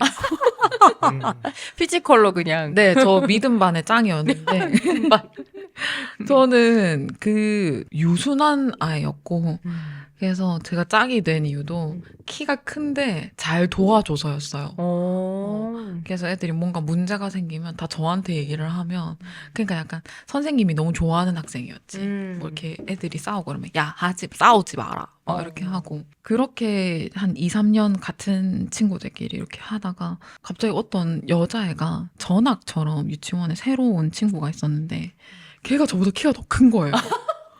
저는 그게 진짜 첫 충격이었어요. 아, 나보다 더 키 큰 여자애가 있다니가 좀 충격이었고 그래서 애들이 술렁술렁했어요. 약간 더 큰 애가 왔다. 더 키 큰 강자가 왔다. 해서 걔 눈치를 좀 봤는데 걔가 또 심지어 좀 못되게 행동을 했어요. 애들 막 밀치고 각자 자리에 앉아서 밥을 먹어야 되는데 왜 자리에 앉아서 밥을 먹어야 되냐요. 그래서 애들 막 밀치고 자기 안고 싶은 거 안고 뭐 되게 못되게 행실하던 애였는데 금쪽이네요, 금쪽이. 그래가지고 친구들이 막 걔한테 막 이렇게 막 밀치고 이러면 다 저한테 달려와가지고 제가 저랬다. 그래서 저는 툭 가가지고 그렇게 하면 안 된다. 친구들이랑 사이좋게 지내야 된다. 이랬는데 걔가 왜? 이러는 거예요. 근데 진짜 할 말이 없는 거예요. 왜? 성당 유치원이라서 그런지 애들이 좀 다들 유순하고 좀 결이 비슷했거든요. 근데 걔는 그 미사 드릴 때도 집중도 안 하고 막 이런 애였어요. 그래서 약간 생각해보면 크로모랑 데미안 사이에 그 어딘가에 있는 친구였어요. 괴롭히면서 자꾸 비판적 사고를 하는 그런 친구였는데 초등학교 1학년이 딱 돼서 유치원 동창회를 했거든요. 야, 이건 되게 독특하다. 유치원 처음 들어봐요. 동창회를 했었어요. 유치원 동창회 했었어요. 초등학교 1학년 딱 돼서 졸업한 지 1년 이후에 유치원 동창회를 했는데 그때 그 친구가 저는 이제 학교 가서 조금 깨달은 거예요. 못된 친구가 있다는 거를 아는 상태에서 초등학교 입학을 해놓으니까 초등학교 입학해서 곧잘 학교 생활을 했단 말이죠. 근데 그 친구는 학교 생활 잘 안 됐나 봐요. 그래서 그 동창회에 와가지고 미안하다고 저한테 사과를 하는 거예요. 저는 그게 좀 그때 당시에는 그런갑다 이랬는데 크면 클수록 진짜 작은 사회다. 그리고 그 친구가 참 대단하다고 느꼈어요. 그 어린애가 자기가 멋대로 굴다가 이제 초등학교라는 거대한 사회에 나가가지고 본인이 마음대로 할 수 없는 걸 깨닫고 나서 그렇게 사과를 좀 쉽게 할 수 있는 게 전 좀 신기했거든요. 그래서 크로머 이 부분을 좀 읽으면서 데미안이랑 크로머 그 사이 중간에 있는 그 친구가 생각이 좀 많이 났고 저한테는 싱클레어한테도 그렇고 저한테도 그렇고 크로머 자체가 다른 이면에 있는 사람이 있다는 걸 깨우치게 하는 그리고 그거를 내가 넘어야 하는 어떤 장애물 아닌 장애물이라고 저는 생각했어요. 세상을 살아가면서 그런 사람도 있을 수 있다. 근데 부대끼면서 살아야 된다. 그러다 보면 사과를 받거나 감사할 날이 올 것이다. 라는 걸 좀 은연중에 깨달은 사건이었어요, 저한테. 유치원 동창회라는 유치원 동창회는 나 처음 살면서 들어봤어. 처음 들어. 조숙하다. 초등학교 1학년들이. 유치원 동창회를 했어요. 그 유치원에서 열어줬어요. 그래서 갔었어요. 유치원에서.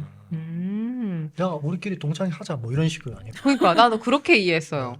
제가 어른들의 개입이 확실히 있거든요. 맞습니다. 저는 싱클레어가 되게 잘못했다고 생각하거든요. 잘못했다고요? 싱클레어 거짓말했잖아. 사과 훔치지도 않았는데 훔쳤다고 거짓말했잖아. 우리 싱클레어가 잘못한 거 아니에요? 그럼 벌 받아야지. 근데 그 벌을 왜 크로머가 줘요? 크로머에게 거짓말했잖아요. 그러니까 그게 나한테 거짓말했다고 해서 내가 벌을 줄 수 있다는 권한이 있는 건 아니잖아요. 그럼 누구한테 벌 받아요? 그러니까 인생을 살다가 그냥 벌을 받는 거면은 카르마처럼 이해가 가겠는데 크로머는 그거를 이용해서 약점을 잡아서 이용하는 거잖아요. 싱클레어의 목적이 확실히 있었잖아요. 그 거짓말의 목적이 잘 보이고 싶어 하는 친구들에게 잘 보이고 싶어 하고 나도 이만큼 힘이 있다 라는 걸 보여주기 위해 거짓말을 한 거면 그건 잘못됐죠. 그거는 명백하게 자기가 어떤 이득을 취하려고 했던 거짓말이기 때문에 벌 받아야지. 아이들은 계속 그거를 이용한단 말이에요.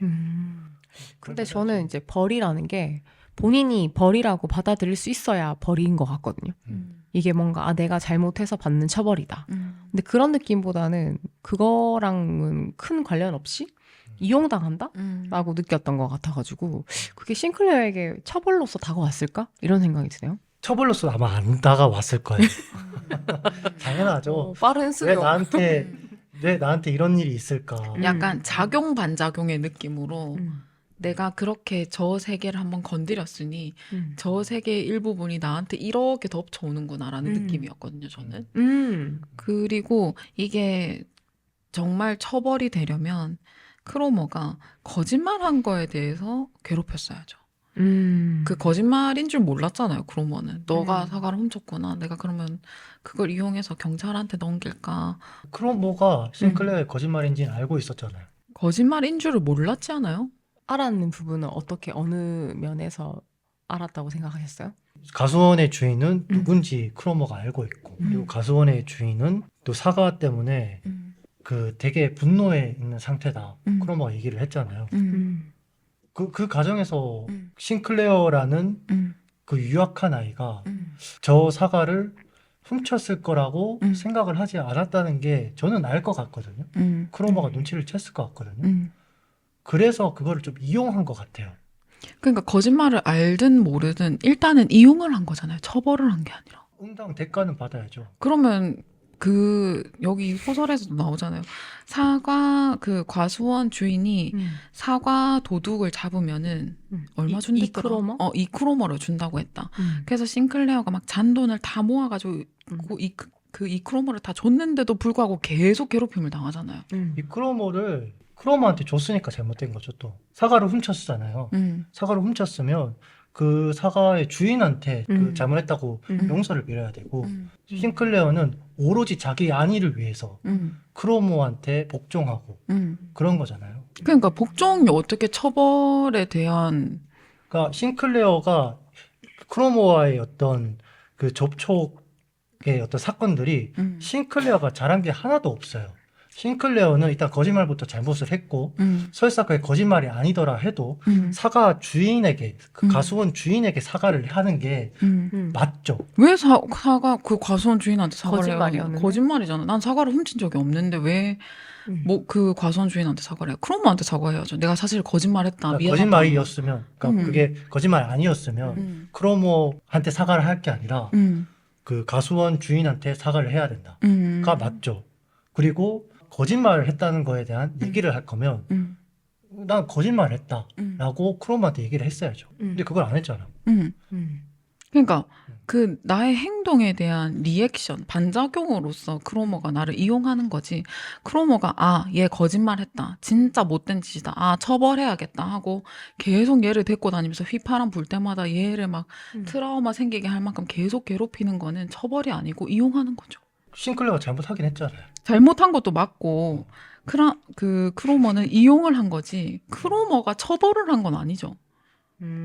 그러니까 크로모는 심판하지 않았어요. 크로모가 처벌할 권리에 대한 얘기를 하면 없어요. 없지만 그 인과응보죠. 처벌이 아니죠. 크로모가 처벌을 한 건 아니죠. 처벌이란 말은 제가 지우겠습니다. 네. 어떤 처벌적 결과다. 뭐 근데 어쨌든 이런, 싱클레어는 인과응보로 자기가 동경님 승. 이렇게 누가- 썼어요. 누가 이게 승리했다는 이해를 하고 싶었어. 싱클레어는 어. 어쨌든 자기가 했던 그렇죠. 잘못에 인과응보죠. 대한 인과응보이기 때문에 크로모가 그렇게 안 나빠 보이는 거예요. 제가 물론 뭐 이용한 거에 대한 거는 되게 악의가 있으니까 잘못이라고 할 수 있겠는데 세상사 맞아. 먼저 다 인과응보지. 그리고 싱클레어가 확실히 원했던 게 있어요. 그 거짓말을 통해서 그렇지. 친구들 사이에서 또 우위를 얻고 싶어하는 원했던 게 있었기 때문에 잘못한 거죠, 싱클레어. 저는 그 처벌 자체는 이미 당했다고 생각하는 게 가장 잔인한 게 결국 죄책감이잖아요.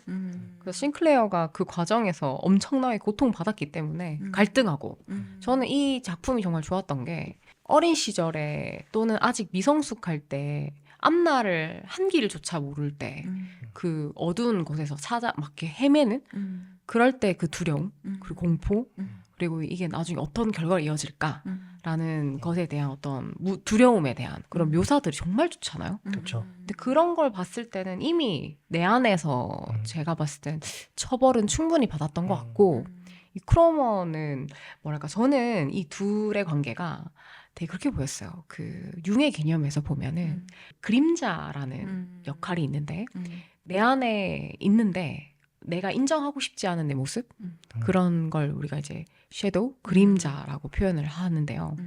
여기서 왜 그런 거 있잖아요. 그 게이인데 뭔가 본인이 게이인 걸 숨기고 있다가 게이인 걸 커밍아웃한 친구를 막 괴롭히는 미드 이런 주제들 많잖아요. 체리제가 많죠. 네. 근데 그런 거 보면은 본인은 본인의 그림자, 성적 어떤 지향, 남들에게 쉽게 그 존중받지 못하는 그런 성적 지향을 가지고 있는데 본인 인정하기 어려운데 그걸 가지고 있는 저 사람이 마치 내 모습 같고 그러니까 자꾸 괴롭히는 게 괴롭힘의 어떤 행위로 드러났지만 그 모습이 결국에는 가닿고 싶은 무언가로 좀 보였어요. 그래서 저는 이때 당시에 크로머는 악의 세계의 어떤 상징 그리고 이때 당시의 싱클레어는 선의 세계의 상징인 것 같아요.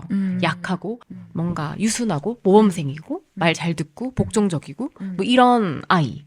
그리고 이제 크로머 같은 경우에는 막 괴롭히고 지 멋대로 하고 막 나가고 완전히 통제 불가능한 어떤 악의 상징적인 인물로서 둘이 존재하는데 사실은 우리는 그 내면의 어떤 그림자들이 정말 많고 그림자들을 결국에는 내 스스로 바라볼 것인가 아니 외면할 것인가 그것인데 이런 모습들이 타인이 결국에는 거울이기 때문에 융이 그랬거든요. 타인은 거울이라고. 그 내 모습에 받아들여지지 않는 그런 그림자적 모습을 가지고 있는 사람에게 투사하는 거죠. 그래서 저는 이 둘이가 서로 투사했던 것 같아요. 뭔가 사실은 싱클레어도 막 나가고 싶었잖아요. 나중에 막 나가잖아요. 근데 아직 그런 내 모습을 아직 깨어내지 못했는데 저러고 있는 크로머가 자꾸 눈에 보이는 거야. 그러니까 나도 좀 저렇게 되고 싶다는 마음은 사실은 있었고 그러니까 구라도 한번 쳐보고 근데 크로머도 어쩌면 저는 그렇지. 어떻게 보면은 내가 막 나가긴 하지만 한편으로는 굉장히 착한 아이고 싶고 굉장히 복종적이고 싶고 그런 마음이 이면에 있었을 것 같아요. 근데 그런 각자의 그림자를 투사하면서 뭔가 조금 미성숙한 방식으로 서로 이렇게 교류를 한 것 같거든요. 그 서로 땡겼던 것 같아요. 그 반대가 끌리는 이유 있잖아요. 남녀 관계도 반대가 자꾸 끌리는 것이 그것을 통해서 완전한 어떤 한 뭐랄까 이상이랄까 그건 사실 실현하기 어렵지만 이 둘의 이 어린 친구들이 서로를 향해서 아 저거 나한테 있는데 이걸 인지하지 못한 채로 이렇게 추구한 것 같다. 저는 그렇게 보였어요. 싱클레어가 크로머를 무서워하면서도 네, 크로머에 대한 어떤 동경 같은 것들이 느껴지긴 했죠. 그렇죠. 엄청 파워풀하게 묘사하잖아. 맞아요. 한편으로는 좀 멋있다. 근데 저는 그 두려움이라는 게 되게 내가 인정하고 싶지 않은 내 모습일 때는 사실 우리 그렇게 좀 바로 이렇게 수용 안 되잖아요. 아 나한테 막 저렇게 다 부수고 깨 부수고 괴롭히고 싶은 내 모습이 있다고 아니지. 그래서 여기서 나중에 그 거리감을 두잖아요. 저는 이게 뭔가 변화하기 직전에는 사람이 두려움이 크니까 본래의 모습을 막 붙드는 마지막 어떤 발버둥으로 보였거든요. 결국에는 변모하잖아요. 그래서 이 뭔가 크로모도 새가 알을 깨고 나오는 하나의 또 깨어짐, 그 균열에 중요한 아주 중요한 역할을 한 친구 같아요. 싱클레어에게. 나 크로머를 좋아했다고 했잖아요. 네. 근데 좀 뭐랄까 좋아하는 이유는 저 혼자만의 어떤 상상이에요. 소설을 또 써본 거예요. 네. 근데 크로머의 아버지는 음. 술꾼이면서도 크로머보다 더 무섭게 묘사가 이 데미안 소설에서 돼요. 근데 음. 그런 과정에서 자란 크로머를 한번 생각을 이제 해보게 되는 거죠. 그러면 이제 왠지 좀 그 공포 속에서 자란 아이 같아요, 크로머가. 굉장히 부모의 영향력이 굉장히 컸던 이제 아이가 됐고, 그런 억압적인 부모의 태도는 제가 봤을 때 한 두 가지 경우가 나올 것 같긴 해요. 순종적으로 사람들에게 대하는 사람이 되거나 아니면 부모로부터 받은 그 억압을 분노로 치환이 돼서 타인에게 투사하는 경우가 생길 수 있을 것 같긴 한데 크로머는 후자 쪽에 가깝다고 저는 생각해요. 실제로 자기 또래 친구들보다 덩치도 있고 하다 보니까 아버지로부터의 억압, 거기서 오는 자신의 어떤 무기력함이 타인을 똑같이 대하면서 나는 전혀 무력하지 않다는 증거를 스스로 깨우치는 과정도 있었을 것 같긴 하거든요. 근데 크로머를 그렇게 한번 상상을 하게 된 거죠. 그런 크로머가 싱클레어를 봤을 때 어떤 느낌이었을까? 나는 가난한지 억압받은 부모 밑에서 자라고 있는데 싱클레어 쟤 부자야. 그리고 사랑을 듬뿍 받아. 쟤는 시기와 질투의 대상이 되는 거죠. 크로모의 입장에서는. 크로모가 할 수 있는 건 뭐 없어요. 자기가 할 수 있는 거는 악의 영역일 수밖에 없죠. 악의 영역. 아이로서 관심을 받아야 되는데 긍정적인 관심을 못 받으니까 부정적인 관심이라도 받게 될 수밖에 없고 저렇게 사랑받고 부잣집 아이로 태어난 싱클레어가 자기의 영역에 침범하는 듯한 느낌이 있었을 거예요. 사과를 훔침으로써. 근데 만약에 그게 진짜 사과를 훔쳤다고 생각을 하게 되면 내 영역을 침범했네, 제가. 쟤는 다 갖고 있는데 이건 나의 영역인데 그렇게까지 상상을 하니까 크로모가 묘하게 이렇게 옳고 그름을 따지면 뭐 그런 행동이지만 묘하게 마음이 가더라고요. 그래서 싱클레어의 거짓말이 굉장히 불편해졌어요. 크로모 입장을 생각을 하니까 어쨌든 크로모도 솔직히 뭐 무섭게 묘사되지만 10대잖아요. 솔직히 뭐 얼마나 강하겠어 얘가. 그런 어떤 크로모만의 방황들이 있었을 텐데 데미안이 이제 싱클레어와 크로모의 갈등을 해결해 주잖아요. 데미안이 나타나서 했던 말들이 정확하게 뭔지는 모르겠지만 데미안이 싱클레어에게 했던 것처럼 크로모에게도 그런 거를 좀 자극했지 않았을까 싶긴 해요. 정확하게 뭔지는 모르지만 자신의 내면의 어떤 아이의 모습을 좀 인정하게끔 좀 그런 식으로 좀 올바른 어른의 자아를 잘 데미안이 건드려 주려고 했지 않았을까? 저는 상상이 되긴 하거든요. 정확히 뭔지는 모르겠어요. 그래서 좀 크로모가 가장 좋았다라고 얘기를 한 이유는 이런 저의 재미난 상상력을 불러일으켜서 그래서 저는 좋았어요. 거의 뭐 사랑을 하신 것 같은데. 뭐 비슷하죠. 이런 적극적 상상은 사실 사랑할 때 할 수 있는. 저는 개인적으로 크로모도 좀 다뤘으면 좋겠다. 크로모를 단순히 싱클레어의 성장으로 소비되지 않고 단순히 그냥 악역으로 소비되지 않고 좀 더 우리가 고민할 법한 스토리를 좀 더 가미해서 우리에게 도움이 줄 만한 악의 모습을 그렸으면 좋겠다라는 게 저의 어떤 바람이긴 했습니다. 복잡하게 바라볼 수 있는. 좋네요. 저는 개인적으로 조금 크로머 이야기에서 안타까웠던 점이 데미안이 어떻게 해줘가지고 크로머가 이제 더 이상 싱클레어를 괴롭히지 않잖아요. 근데 어떻게 했는지가 안 나오거든요. 너무 궁금하고 도대체 어떻게 했을까? 어떻게 했길래 크로머가 싱클레어를 보면 막 쩔쩔 못 맬 정도로 그렇게 처리를 했을까도 궁금하고 그리고 조금 아쉬웠던 거는 싱클레어가 스스로 뭔가 데미안의 도움을 받아서라든지 아니면 스스로라든지 이 문제를 좀 스스로 해결을 했으면은 또 좋았을 텐데 이걸 엄청 회피하고 덮어두잖아요. 네.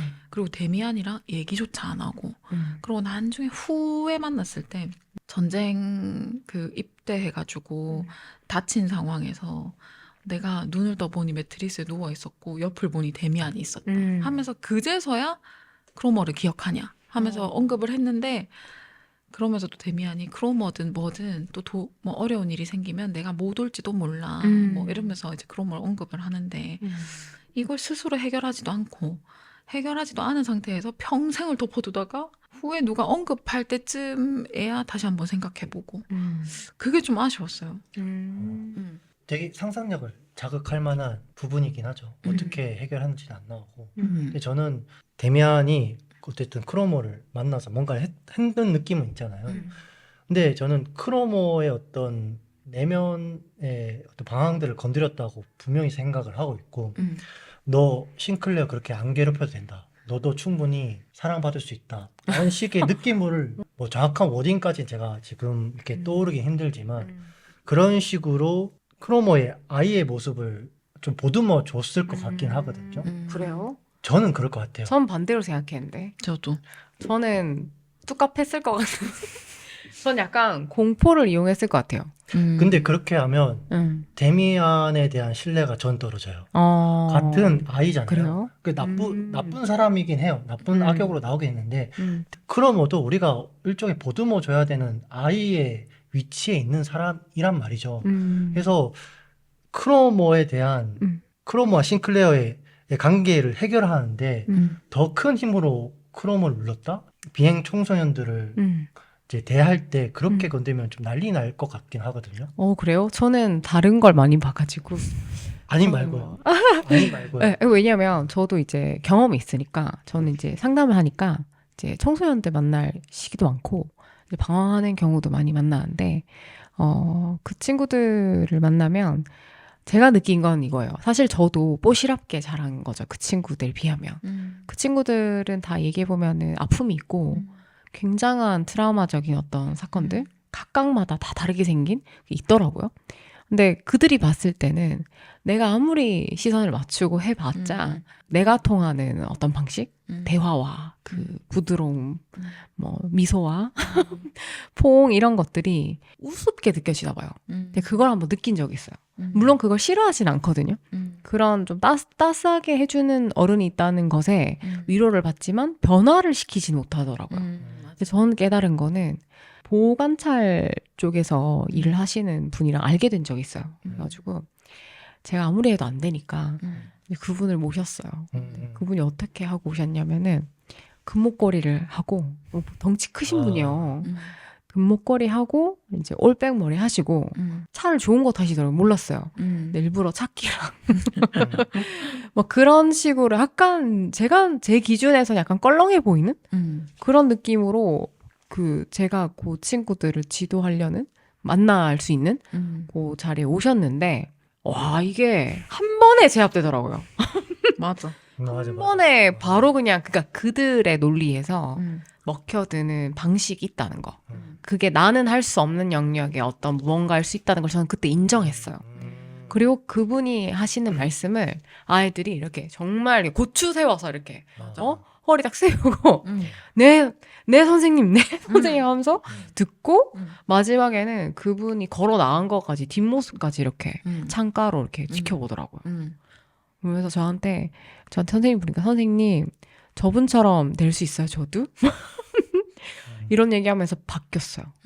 맞아. 제가 그걸 보고 아 어쩌면 이 크로모가 좀 이렇게 괜찮은 아이이고 싶은 어떤 나한테도 약함이 있다는 걸 인정하는 어떤 시점에서는 아까 그 지라르님께서 말씀하신 것처럼 너도 괜찮아 알 수 있어 따뜻하게 해주는 게 먹힐 것 같은데 이때 당시에는 약간 미쳐있는 상태이니까 날뛸 때잖아 날뛸 때 그래서 제 생각에는 이렇게 벽을 한 번 쳤듯 맞아. 뭔가 크로머의 가장 큰 약점을 이용해서 뭔가 공포를 통해 제압했을 것 같아요. 저는 이제 제 경험이 그렇다 보니까 그게 뭐였을까? 과수원 그 사장한테 얘기한다 같은 협박건에 뭔가가 있을 것 같은 그래서 저는 그런 상상을 했어요. 뭐였을까? 그게 좀 더 효율적인 것 같고 확실한 것 같아요. 그 더 큰 힘으로 제압하는 게 들어보니까 되게 공감이 많이 되긴 하네요. 근데 저는 개인적으로 데미안을 워낙 이상적인 사람이라고 생각을 하니까 크로모에게 공포로 제재를 했다는 거는 그게 현실적이라고 얘기를 할 수는 있어도 이상적이진 않아요. 일단 크로모도 한 소년으로서 대하고 너도 어떠한 약함이 있다. 그런 거를 잘 건드려줘서 자기 스스로 옳고 그름을 올바르게 판단을 하는 어른의 자아를 형성해 나가는 길을 싱클레어에게 만들어줬는데 크로모에게도 똑같이 만들어줘야 되는 게 아닐까? 크로모에게 어떤 약점을 가지고 얘기를 했거나 좀 더 큰 힘으로 뭔가 억눌렀으면 그거는 너무 편애하는 진정한 교육은 아니다. 진정한 교육과는 현실적인 교육에 맞닿을 수도 있는데 진정한 교육이라 하기에는 어려움이 있다. 세상 모두가 싱클레어 편이다. 라는 느낌이에요. 부잣집에 태어났고 비록 올바른 교육을 부모한테 받지는 않더라도 물질적 풍요만으로도 엄청난 거잖아요. 그런데 데미안이 등장해서 정신적인 성숙까지 싱클레어에게 도와준다. 싱클레어는 굉장히 복에 겨운 인물처럼 보이거든요. 근데 다 그렇게 살 수는 없잖아요. 크로모 같은 인물들이 훨씬 더 많을 거란 말이에요. 단지 크로모는 덩치가 있으니까 그 힘의 논리를 잘 활용할 수 있는 거고 크로모 같은 가정 환경에서 자랐음에도 불구하고 체력도 약하고 그랬으면 그럼 크로모 밑에서 이렇게 살게 되고 그럴 수밖에 없는데 그런 것까지 좀 더 어우를 수 있는 어떤 데미안의 올바른 지도력이 좀 필요하지 않을까. 너무 공포로서만 이제 상상을 하기에는 뭔가 아쉽다로 제가 마무리할게요. 근데 전 종국에는 그 방식이 필요할 거라고 생각해요. 크로모에게도 그 부분에 동의를 해요. 종국에는 그 따뜻함으로 이끌어주고 기다려주고 그리고 잘 이렇게 회유해주는 시간을 너가 충분히 가지고 생각해봐라 할 수 있는 좋은 어른과의 접촉 굉장히 필요할 거라 생각을 하는데 전 단 그런 게 있어요. 타인에게 해를 끼친다든지 범죄에 노출된다든지 뭔가 이렇게 사회에서 어울릴 수 없는 어떤 선을 넘는 경우에는 굉장히 단호하게 얘기할 필요는 있다. 그걸 멈춰야지만 그 다음 교육이 가능하니까 그렇죠. 아마 이때 싱클레어를 너무 괴롭히잖아요. 심하게 협박하는 상황인데 이제 그걸 멈추기 위해서 아마 데미안이 우선은 이제 그 큰 불을 끄는 그런 방식에 쓰지 않았을까. 근데 지라르님 얘기 들으면서 아 그렇지 사실은 그게 더 장투할 땐 이거 해야 된다. 네, 맞아요. 그 동의가 돼요. 현실적인 느낌은 아니에요. 제가 말하는 게 현실적인 느낌은 아닌데 그래도 데미안은 이상적인 사람이니까 제가 한번 이상을 좀 바라는 거고 저는 데미안이 크로머한테 협박 비슷하게 했다고 생각을 하고 그렇게 현실적으로 그 친구를 그때 당시에 대한 것 자체가 이상적이라고 생각했어요. 데미안이 싱클레어를 대하듯이 크로머한테 대했으면 이런 반푸너치도 통하지 않았을 거예요. 근데 통하는 방법을 했기 때문에 이 모든 현상이 괜찮아진 거지. 크로머를 그때 당시에 제압하지 않았으면 더 큰 일을 얘가 또 저지를 수도 있단 말이에요. 세상에 본인보다 무서운 존재가 있다라는 거를 깨닫는 것 또한 본인의 약한 면을 마주보는 거기 때문에 데미안이 협박을 하든 본인 눈높이에서 어떤 액션을 취하든 어쨌든 통했으니까 그걸 기회로 본인의 행동을 좀 되돌아보고 분명히 싱클레어를 괴롭힐 때처럼 비슷한 상황이 일어나면 한 번쯤은 더 생각할 계기가 될 거란 말이죠. 그래서 그런 계기를 한번 브레이크를 걸어준 것만으로도 저는 데미안이 굉장히 이상적이라고 생각해요. 같은 태도를 모두에게 비추는 거는 조금 효과가 없을 수도 있겠다는 생각을 하면서 이 사람의 그 생애 주기에 맞춰서 상태에 맞춰서 어떨 때는 훈육을 하고 어떨 때는 교육을 하고 어떨 때는 상담을 하는 게 이상적이라고 생각하기 때문에 데미안은 비현실적인 어쨌든 비현실적인 인물이긴 하죠. 데미안 같은 인물인 인물이 느낌이 있죠. 존재하진 않을 거예요. 10대인데 이렇게까지 얘기를 하고 있는 것도 나도 있었으면 완전히. 좋겠다. 근데 그런 상상도 해요. 어쨌든 크로머가 아버지와의 관계에서 오는 어떤 문제점도 분명히 있을 것 같긴 하거든요. 소설에서 언급되진 않았지만 네. 그런 것도 데미안이 건들 수 있지 않을까라는 생각이 들어요. 뭔가 아버지의 약한 모습을 데리고 가서 보여준다거나. 크로머 같은 사람한테 가장 효과가 좋은 건 자유를 억압하는 거죠. 저도 이제 상담을 조금 했었으니까 그때 얘기를 들어보면 아직도 성질은 별론데 사회화가 된 사람들이 정신병이 잘 생기거든요. 그러면 이제 그런 분들이 왜냐면 인지 부조화가 계속 오니까 그래서 상담을 해보면 그럼에도 불구하고 본인이 사회생활을 잘 할 수 있게끔 한 계기는 소년원에 들어가거나 아니면 엄청 무서운 선생님이 본인의 자유를 억압했을 때 그 답답함을 느껴봤기 때문에 그래서 물론 자발적으로 내가 남을 생각해서 타인을 괴롭히지 않는 게 가장 좋지만 그게 안 되는 사람이라면 자유를 억압하든 이 사람한테 어떻게 페널티를 줘서라도 사회의 규칙을 따르게 하는 게 전체적으로는 괜찮은 방법이니 그 방법을 쓰는 게 가장 효과적인 것 같지만 거기서 이제 한 단계 더 가면 너무너무 좋겠죠. 교화가 될 수 있다면. 그쵸. 그래서 소년범들의 형량이 낮은 이유가 교화에 중점을 두기 때문에 성인에 비해서 형량이 낮잖아요. 그래서 여기서 나온 것처럼 세상은 이분법으로 나눌 수 없고 크로머 같은 인물도 분명히 원인이 있어서 저런 행동을 하는 것이고 코어적인 부분에는 분명히 연약한 부분이 있을 건데 그 연약한 부분을 우리가 잊지 말고 한 번쯤은 조금 되돌아보는 계기를 가지면 좋겠다라고 생각을 했어요. 제가 잘 모르니까 뭐 이런 생각이 들 수 있는데 저는 어쨌든 크로머를 강한 억압으로 인해 만들어진 괴물처럼 보였거든요. 근데 거기에 또 억압으로 크로머를 제재를 한다는 게 좀 와닿지는 않긴 해요. 물론 당장 보여지는 모습에서는 그게 눌러지겠죠. 크로머가 아버지 앞에서 하는 모습처럼 좀 보여질 수는 있는데 또 다른 데에 또 투사하지 않을까. 저는 싶긴 한데. 이 부분에서 지라르님이 이게 많이 이입하신 것 같거든요. 좋은 것 같아요. 이런 작품 되게 귀하잖아요. 크로머 되게 귀한 인물이네요. 그렇죠. 지라르님한테도. 근데 네. 만약에 제가 한다 하면 데미안처럼 제가 아까 얘기했던 것처럼 하진 않을 거예요. 저도 똑같이 저의 체격을 믿고 뭔가 할 것 같긴 해요. 근데 저는 그 말을 하고 싶어요. 저도 그 헤매이고 있었을 때 어떻게 이 친구들을 해야 될까 했었을 때 제가 느낀 건 그거예요. 좋은 사람, 좋은 어른과의 어떤 만남. 그것이 사람을 나아지게 하거든요. 어떤 아픔을 가졌고 어떤 슬픔을 가졌든 상관없이. 근데 방법은 사실 효과적인 게 좋은데 저는 그때 제가 말씀드렸던 그 클러치백과 그 목걸이 하시면 평상시에 굉장히 깔끔하게 하고 다니시는 분이에요. 근데 그분이 그게 좋아서 한 게 아니라 그 아이를 위해서 한 거잖아요. 설정인 거죠. 네, 그것을 너네가 이렇게 해야만 듣는다는 걸 알기 때문에 그렇게 해왔지만 그렇다고 그분의 태도가 거칠지 않았어요. 제가 말하고 싶은 건 그들의 시선에 맞추는 것이지 그 태도에는 따뜻함과 정말 잘 됐으면 좋겠는 마음을 가진 분이라서 제가 부탁드려서 오셨거든요. 이해했습니다. 네. 단순한 힘의 논리로 억압하기보다는 음.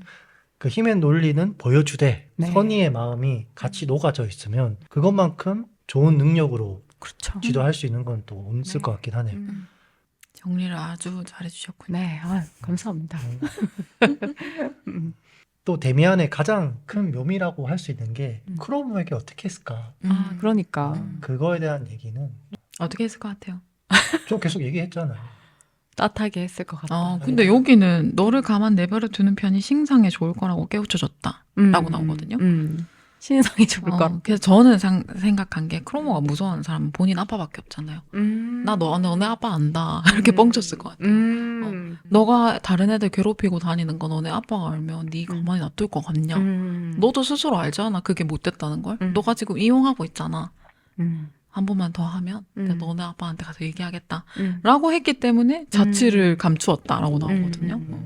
그렇게 했을 것 같아요. 그 대사 아까 뭐라고 했죠? 신상에 좋을 거다. 너를 가만히 내버려두는 네. 게 신상에 좋을 거다. 근데 저는 약간의 싱클레어도 힘의 논리를 좀 깨우치도록 하려고 하는 어떤 말투가 아니었을까 싶긴 하거든요. 그랬을 것 같아요. 그럴 수도 있고 뭐 아닐 수도 있겠지만 대단하다. 저는 그런 데서 현명함이 나오는 것 같아요. 맞아. 그 뭔가 이렇게 저도 이제 제 스스로가 따뜻한 사람이고 싶고 되게 노력하는 사람인데 때로는 제가 그런 걸 많이 쓰기 때문에 단호해야 되는 영역에서 약하거든요. 근데 정말 사랑하고 아끼는 사람한테는 오히려 전 단호하려고도 해요. 왜냐면 그게 같이 가야지만 효과는 효율을 의미하는 건데 결국에는 그 현명함으로 가려면 양쪽이 다 필요한 것 같더라고요. 그래서 뭐랄까 사랑하는 마음을 담고 하면은 알아줄 것이라는 믿음 그걸 가지고서 애써 보는 게 아닐까? 맞아요. 네. 아까 그분이 것 같아요. 그런 옷차림을 하고 애들한테 나타난 건 어떻게 보면 내가 그들이랑 같은 비슷한 처지로 하기 싫을 수도 있잖아요. 근데 이렇게 맞춰주는 것 자체가 나를 한꺼풀 조금 내려놓는 일이라고 네. 생각하거든요. 네. 그래서 진짜 좀 현명한 사람은 상대방한테 잘 맞춰주는 사람인 것 같아요. 내가 내 메시지를 전달하기 위해서 그 사람의 주파수에 이렇게 맞춰주는 게 참 쉽지 않은데 잘하는 사람이 되고 싶긴 해요. 저는 그런 의미에서 그 마음의 여유를 가지고 있는 거, 여유를 유지하는 게 정말 선함에 좀 가깝다라고 요즘 느끼거든요. 마음의 여유가 없으면 그 사람 주파수가 일단 안 보이고 맞아. 마음의 여유가 없으면 뭐 좋게 하려고 해도 안 되잖아요. 근데 그 바빠지면은 악해지는 것 같아요, 사람이. 맞아. 마음이. 맞아. 그래서 책을 읽는 게 아닐까. 책도 읽고 팟캐스트도 녹음하고. 그래서 저는 인간을 악하다고 봐요. 기본 조건, 기본 그 기저에는 다들 악한 사람이다 라고 생각을 해요. 다 바쁘니까요. 그런가요? 그렇죠. 다 바쁘고 또 힘이 없었을 때 또 악함이 또 보이고 그쵸. 또 반대로 권력을 줬을 때 또 악함이 또 보이는 경우가 있거든요. 기본적으로 사람 다 악하기 때문에 그거를 인정을 하고 끊임없이 노력을 해야 된다 생각은 합니다. 네. 쉽진 않겠지만. 옳소. 그러면 크로모에 대해 얘기는 네. 할 얘기가 많지만 이렇게 마무리를 하고 크로모 얘기까지 나왔으니까 크나우너 얘기도 한번 바로 이어서 해볼까요? 네. 저는 크나우너가 싱클레어랑 별반 다를 게 없다고 생각을 했거든요. 단지 데미안의 존재 유무 때문에 크나우너처럼 되고 싱클레어처럼 되고 연결해서 봐도 괜찮을 것 같긴 하거든요. 크나우너라는 인물을 다들 어떻게 보셨는지 한번 듣고 싶습니다. 말씀해주신 것처럼 데미안의 유무로 바뀌어진 게 싱클레어와 크나우너라면 그 싱클레어의 그림자는 크나우어일 수도 있겠다. 크나우너는 본인 기존의 가치관에 얽매여서 본인 스스로를 되게 힘들게 억압하는 모습도 좀 보였는데 여기서도 조금 안타까웠던 게 저희는 이제 독자니까 데미안의 유무로 알을 한번 깨준 계기가 있는 사람은 조금 더 앞으로 나아갈 수 있는데 이걸 한 번도 안 건드리면은 이렇게까지 본인 목숨을 위협할 정도로까지 좀 억압을 갈 수도 있구나, 극단적으로 갈 수 있구나 라고 보여지니까 싱클레어가 데미안한테 받은 것만큼 조금 크나우한테 한두 마디라도 했으면 좋을 텐데 싱클레어가 크나워의 얘기를 듣고는 더 이상 흥미가 없다 하는 부분이 있었거든요. 거기서 또 저는 제 나름 좀 아쉬움이 있었죠. 그만큼 데미안처럼 하기가 쉽지 않은 것 같아요. 아, 그럼요. 그렇죠. 본인이 받아놓고도 베풀기가 좀 힘들죠. 그래서 싱클레어를 은근히 좀 저평가하고 있습니다. 저는 거짓말 한 것부터 시작해서 자기가 데미안한테 받은 것들이 그렇게 많은데 크나우너에게는 하는 게 거의 없는. 뭐 물론 크나우너에게 큰 영향을 줬죠. 스스로 목숨을 그렇죠. 끊는 거를 막아줬으니까 음. 그것만으로도 음. 좀 충분히 큰 영향을 주긴 했지만 아쉽다.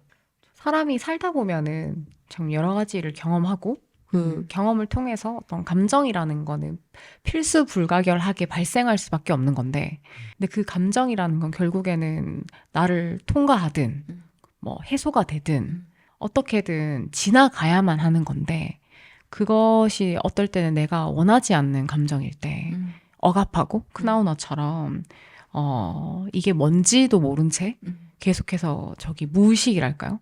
저 안에 심연으로 계속 이렇게 꾹꾹꾹 누르면 결국에는 그 감정들은 언젠가는 해소되어져야 되기 때문에 비슷한 상황이 되면 계속 재경험되는 것 같아요. 이 친구에게 일상이 얼마나 힘겨웠을지 생각해보면 아, 너무 잔인했을 것 같아요, 삶이. 저는 되게 이해가 안 되진 않았어요. 그렇지 않아요? 뭔가 그렇죠. 이런 억압에 순종하고 복종할 때 본인을 얼마나 부정했었을까. 감정과 욕망은 자연스럽게 거기 있었기 때문에 우리가 감하는 것 뿐인데, 그것을 바라볼 힘조차 길러지지 못한 이 아이가 얼마나 많은 걸 참고 감내하고 하루 그 아침 눈 떠서 수업 듣고 하면서 얼마나 힘들었을까. 저는 크나우너 보면서 되게 외로웠겠다. 우리도 사실은 이런 뭐 성욕이라든지 뭔가 쉽게 말해질 수 없는 그런 내 안에 꿈틀대는 무언가들을 전 잘 울 수 있는 사람이 용감한 것 같아요. 잘 드러낼 수 있고 솔직하게 내가 느낀 거 말할 수 있으면 전 용감하다 생각하거든요. 근데 아니? 나 아닌데? 이렇게 얘기하는 사람이 약한 사람 같아요. 나 아닌데? 약하네. 나 약 안 했는데? 연약하네. 자기 감정 앞에 굴복당하지 않고 동의합니다. 그거를 이제 바라보면서 뚫어 나갈 수 있는 힘. 그게 자아의 힘인 것 같거든요. 근데 크나우너는 그런 자아의 힘이 충분히 나의 어떤 감정을 관통당했을 때 뚫려버렸을 것 같지 않았을까, 스스로가. 본능적으로 알았을 것 같고, 크나우너에게는 그런 기회가 많이 없었던 것 같아서 되게 안타까웠다. 네. 맞아요. 그런 생각이 들었습니다. 크나워 같은 사람이 사회화가 되면 한없이 베푸는 사람이 되더라고요. 그리고 본인은 단 하나도 받지 않으려고 하고, 그러니까 받는 거 되게 불편해하면서 베풀기만 하는 사람들이 있잖아요. 그러면서 연인 관계에서도 계속 이상한 사람 만나면서 계속 베풀기만 하고 계속 봐주기만 하고, 근데 본인은 한 번도 기대지 않고, 그게 정말 약한 사람들이 본인이 생존하기 위해서 하는 방어 기제 같은 게 본인을 갉아먹는 양보더라고요. 그래서 그런 사람들이 몇 명 봤어서 그런 친구들이 어렸을 때는 아, 이랬을 수도 있겠다. 한 번도 공감을 받지 못하고 지지받지 못하는 어린 시절을 보내서 그냥 본인이 받고 싶어 했던 지지만 나누기만 하지 여전히 지지받을 줄 모르는, 기댈 줄 모르는 인간이 어른이 됐나 보다. 그래서 되게 저는 마음이 아팠고, 그래서 저도 마찬가지로 싱클레어가 크나워한테는 너무 저평가, 너무 아쉬웠어요. 단 한마디라도 좀 해주지. 아니면 그럴 수도 있지 않을까요? 아직까지 싱클레어도 그 고민이 완벽하게 해소되지 않았어요. 그렇죠. 아직 그렇죠. 통과 중이니까. 네. 본인. 그러다 보니까 영향이 자기도 되지 사실 못했지. 이 문제를 직면하기는 무서울 수도 있겠다. 그래서 마치 맞아요. 별거 아닌 것처럼 관심 없듯 넘겨갈 수도 있을 것 같긴 한데 크나우너도 싱클레어도 아직은 소년이었으니까. 맞아요. 어떻게 보셨어요? 크나우너는 일단은 안타깝죠. 어른이 필요할 때 어른이 없었고 내가 원하는 게 있고 내가 욕망하는 게 있는데 사회에서 정의한 것들은 그것들을 배제하라고 얘기를 하고 더 심하게는 그것들이 나쁜 거라고 얘기를 하잖아요. 크나우너에게는 그게 나쁜 것처럼 이제 느껴져서 음. 나의 욕망과 음. 사회의 규범 사이에 생기는 모순을 음. 해석하는데 시간을 굉장히 많이 썼지만 안타깝게도 크나우너에게는 그 해석을 올바르게 풀어갈 힘과 지혜가 없었어요. 그런 경우는 이제 둘 중 하나라고 생각을 해요. 에라이 모르겠다. 그냥 내려놓고 그냥 저걸 다 따르든가. 누군가 예전에 내가 했던 그 욕망을 그대로 보여주면 저건 무조건 나쁜 거다 라고 저 사람을 억압해버리고 그런 식으로 나아가는 방향이 하나였을 것 같고 두 번째 방향은 내가 괴물이구나. 나는 나쁜 사람이구나. 자기 부정을 하는 거네요. 자기 부정. 크나우너는 자기 부정을 했잖아요. 후자 쪽 선택을 한 것 같아요. 잘못된 방향을 나아가는 존재구나 생각을 해서 목숨을 끊으려고 했으니까 후자 쪽에 더 맞다고 생각을 하고 크나우너는 되게 극단적으로 이렇게 묘사가 되긴 했지만 되게 우리 사회에서는 되게 흔하다고 생각을 해요. 예를 들면 너무 많지. 부모들은 공부를 하라고 하는데 자기는 아이들은 또 놀고 싶고 막상 공부를 해도 잘 안 되고 시험 성적은 되게 떨어지고 근데 부모들은 그걸 싫어하고 근데 그런 모습을 보면 나는 나쁜 사람이 아닐까? 난 괴물이 아닐까? 나는 부모의 어떤 그것도 잘 못 맞춰주고 다른 애들처럼 그렇게 못하네? 나는 못난 사람이지 않을까라는 생각을 하게 된단 말이에요. 그때 피노키오 같은 책들이 중요한 것 같아요. 피노키오는 그 아이들이 할 수 있는 욕망들을 그대로 다 해요. 학교를 보내놨는데 학교 안 가고 째고 공연 가고 싶어 하고 또 부모 앞에서는 거짓말도 해. 왜냐면 혼나기 싫으니까. 그런 모습들이 다 피노키오에게 녹아져 있단 말이에요. 근데 어른들은 그걸 보고 이거는 애들을 다 망친다 라고 생각할 수 있지만 애들은 그걸 보고 아 나만 그런 게 아니구나 위로받고 이런 사람이 있을 수도 있구나 라고 인정하고 그 후로 나아가면 되거든요. 근데 그런 사례가 크나우너에게는 그런 피노키오 같은 이야기조차 없었던 거죠. 안타깝죠. 저는 사춘기 때, 저는 별로 사춘기 큰 그거 없이 아주 유순하게 잘 지나갔어요. 하면 무서워요, 그 사람. 왜냐하면 이게 결국에는 사춘기 때는 자아 정체감이 생기는 시기니까 자기만의 세상의 어떤 벽을 처음 구축하는 시기? 이제 최초의 분리? 내 부모와의 원가족과의 어떤 최초의 분리가 일어난 시기인데 그걸 하려면 사랑을 많이 받아서 자아의 힘이 있어야 샤우팅도 하거든요. 이거 오지 마! 내 방 들어오지 마! 이렇게 하는 거. 사실 건강한 건데 거기서 아무런 그 없이 다 순종 복종해서 넘어왔다? 그럼 저는 그 사람이 뭘 놓쳤을까를 자꾸 생각하게 돼요. 그런 생각을 했는데 크나우너도 그런 케이스 같아요. 자신의 어떤 힘, 그런 것들은 사실 사랑 받아보는 어떤 경험, 그 조건 없이 사랑받아보는 경험. 아까 피노키오도 그 난리를 쳤어도 사랑받았잖아요. 사랑받았죠. 거기에서 힘이 생기는 것 같아요, 전. 그 전의 생애에서. 근데 크나우너는 그런 게 부족했을 것 같고, 사실 융에서는 그 생애 초기에는 그 페르소나를 가장 잘 이렇게 발달시키는 거? 그게 생애 초기에 발달 과제라 하거든요. 그때는 이제 사회화가 되는 거죠. 인간이 이 사회에서 같이 살아가려면 규칙을 지켜야 하고 순종 복종할 줄도 알아야 되고 부모의 말에 따를 줄도 아는 거. 그게 생애 초기에는 필요하대요. 근데 나중에는 이 페르소나와 나라는 어떤 자기 이 코어한 셀프랑 구분해 나가는 과정.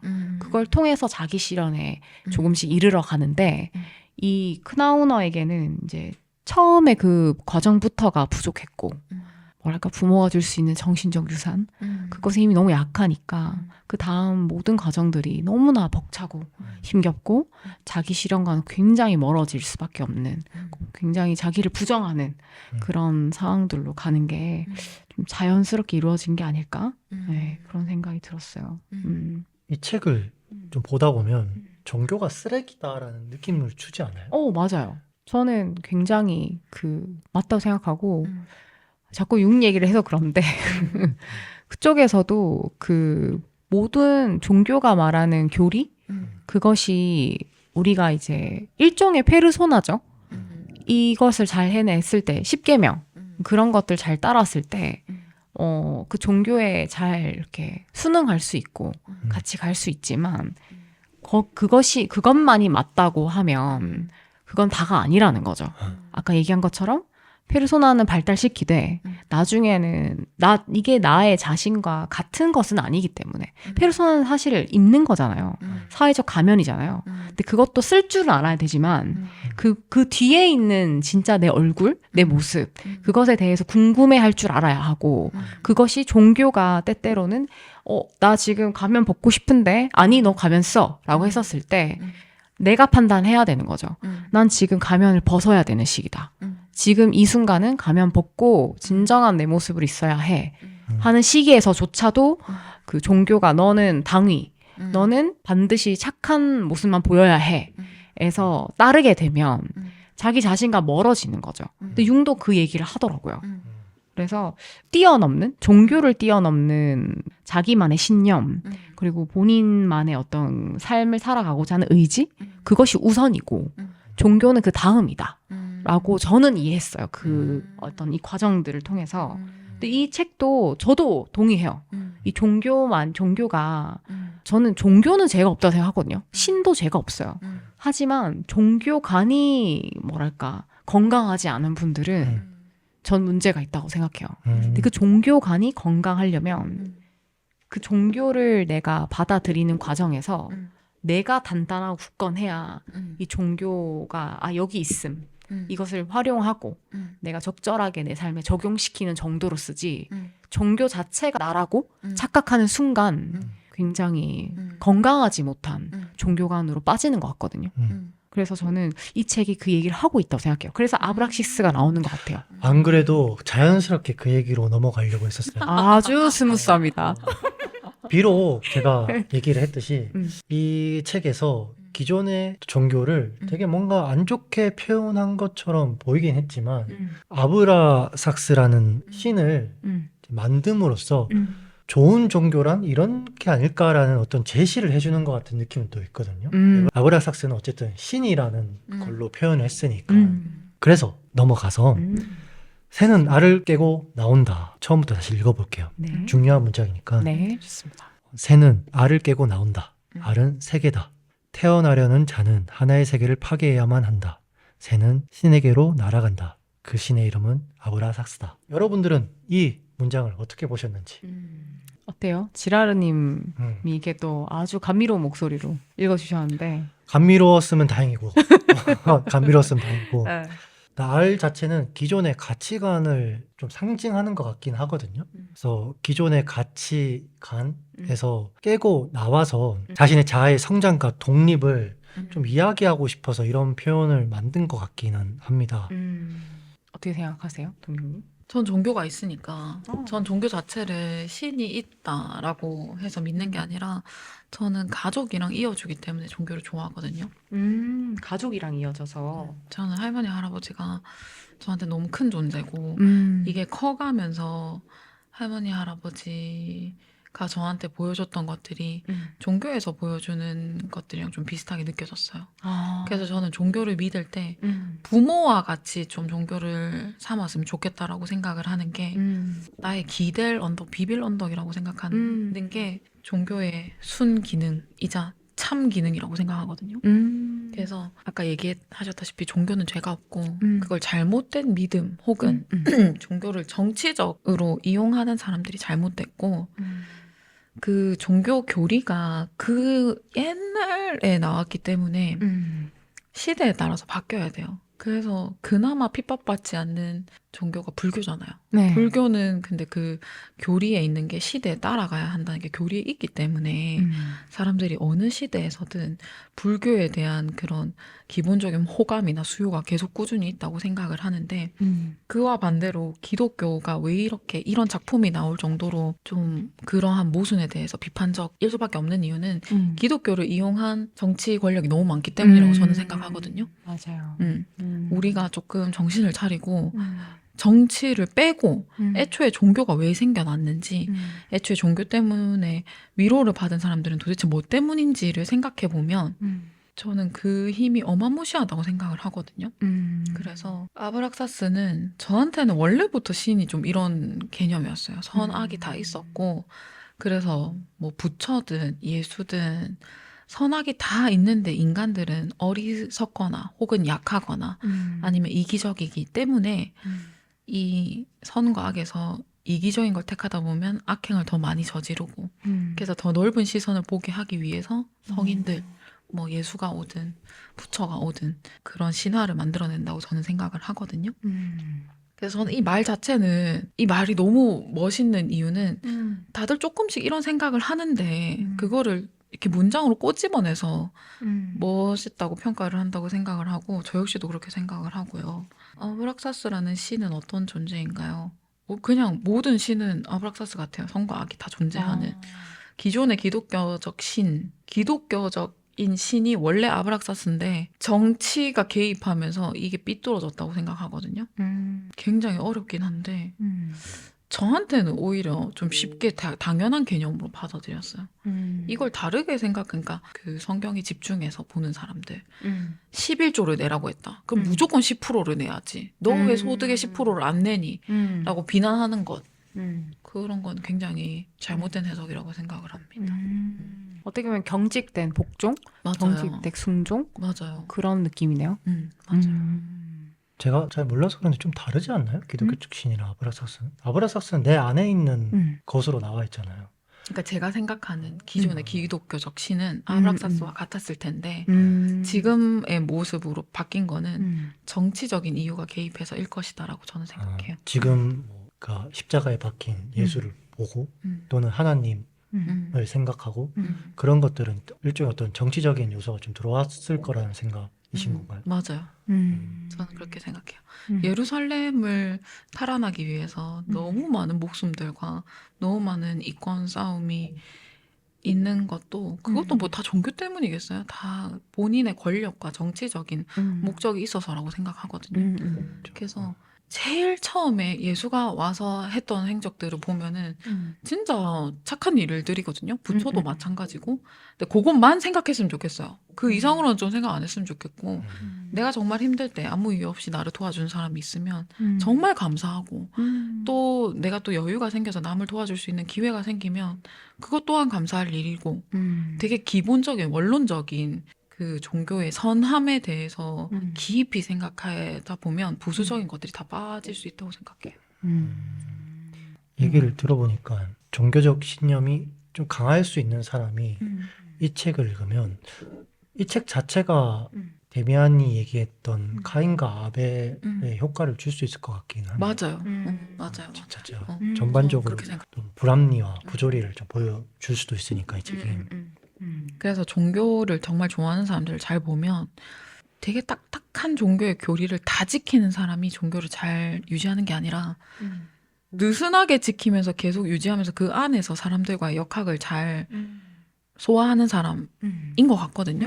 교회 사람들 엄청 친하게 지내는 거 보면은 같이 캠프도 가고 책도 읽고 그 안에서 막 통기타 치고 노래 부르고 하는 거 보면 분명히 재밌는 일들을 그 안에서 본인들만의 그런 다이나믹하게 잘 지내는 거니까 너무 그렇게 딱딱하게 안 받아들였으면 좋겠어요. 그 원래의 종교는 그런 의도가 아니었다고 저는 생각합니다. 네.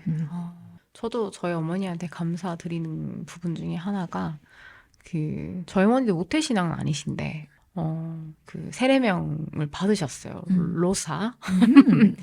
그래서 저한테 이제 그 성서 그거 이제 필사하시면서 얘기하셨던 게 저는 사실 안 받아들여졌거든요. 이게 영성이 나한테 없나? 막 스스로 자책도 하고 굉장히 오랜 시간 동안 성당에 다녔는데도 신에 와닿지 않는 거예요. 신의 사랑이라는 게.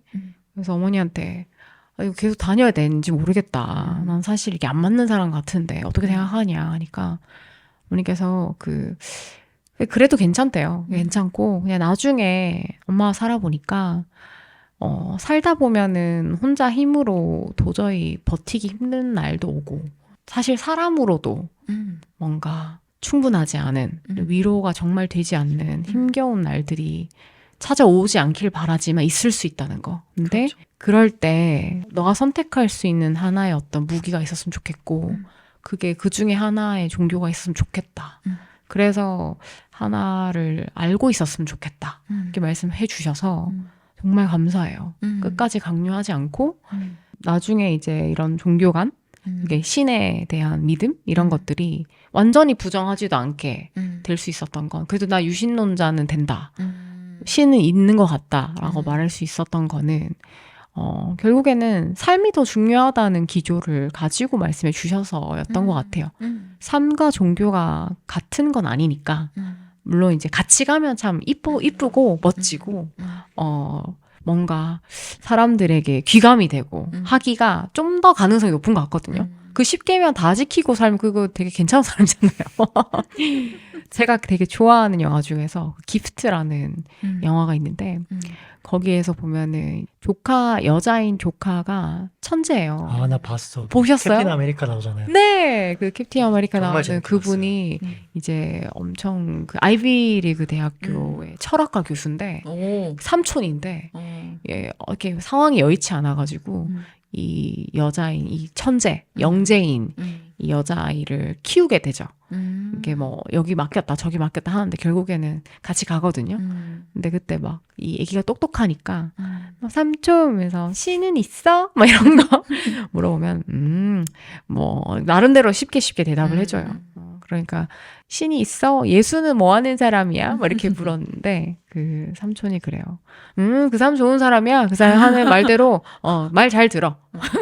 그 사람 말 잘 들으면 좋아. 이렇게 대답을 해요. 근데 저는 그 말 되게 좋았어요.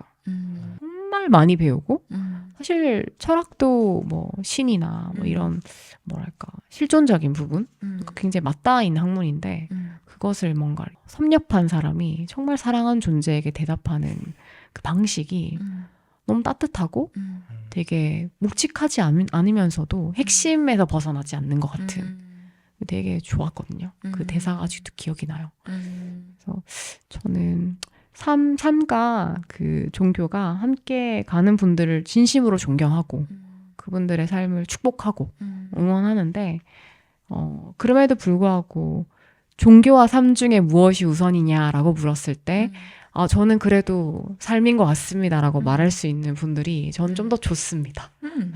당연히 삶이 먼저죠. 종교가 먼저라고 말하시는 분들은 사실은 남을 도우기 위해서라고 생각하거든요. 그 사람들이, 그러니까 예를 들면 신부님 같은 분들은 정말 수련을 거듭해서 한 평생을 그 천주교나 뭐 이렇게 종교에 귀의해서 사시는 분들은 본인을 희생함으로써 다른 사람을 돕기 위해서지 종교를 돕기 위해서라고 생각 안 하거든요. 그 이제 다른 사람을 돕는 방식이 종교인 거지. 그래서 저는 그 또한 대단하다고 생각을 해서 동감합니다. 네. 저희 다 얘기 나눈 것 같아요. 그래요? 네. 이렇게? 지라르님 어떻게 생각하신대요? 뭐 어떤 아브라삭스. 네. 아브라삭스는 저한테는 솔직히 좀 와닿지 않는 개념이 와닿지 않다기보다는 여름에 덥다 하는 거는 뭐 크게 별 다를 게 없는 것 같아요. 항상 이런 당연한 비유를 할 때 항상 이렇게 여름에 덥다 이렇게 비유를 하시죠. 더우면 선풍기 킨다. 뭐 이런 종류의 의미라서 뭐 알아서 해야 될 부분은 뭐 알아서 하고 스스로 내 삶은 내가 살아가는 거고 뭐 다른 타인의 영향을 받긴 하더라도 내 중심이 필요하고 뭐 그게 어려운 개념도 아니고 기존에 제가 데미안의 세계관에서 안 살아서 이렇게 쉽게 생각할 수 있는 것 같아요. 제가 뭐 모태신앙이라든가 뭐 다 그런 건 아니겠지만 모태신앙 분들도 종교적 신념이 그렇게 뭐 크지 않고 그러다 보니까 뭔가 충격적이지 않는 개념 되게 물 흐르듯한 개념이라서 그러시군요. 멋진 문장이었다. 그래서 이게 새는 알을 깨고 나온다. 알은 세 개다가 이게 멋진 문장이라고 제가 말을 했지만 저를 깨지는 못했던 것 같아요. 혹시 뭐 깰 어떤 파괴하고 싶은 의향이 있으신가요? 기존의 세계를? 저는 기존의 세계를 사랑합니다.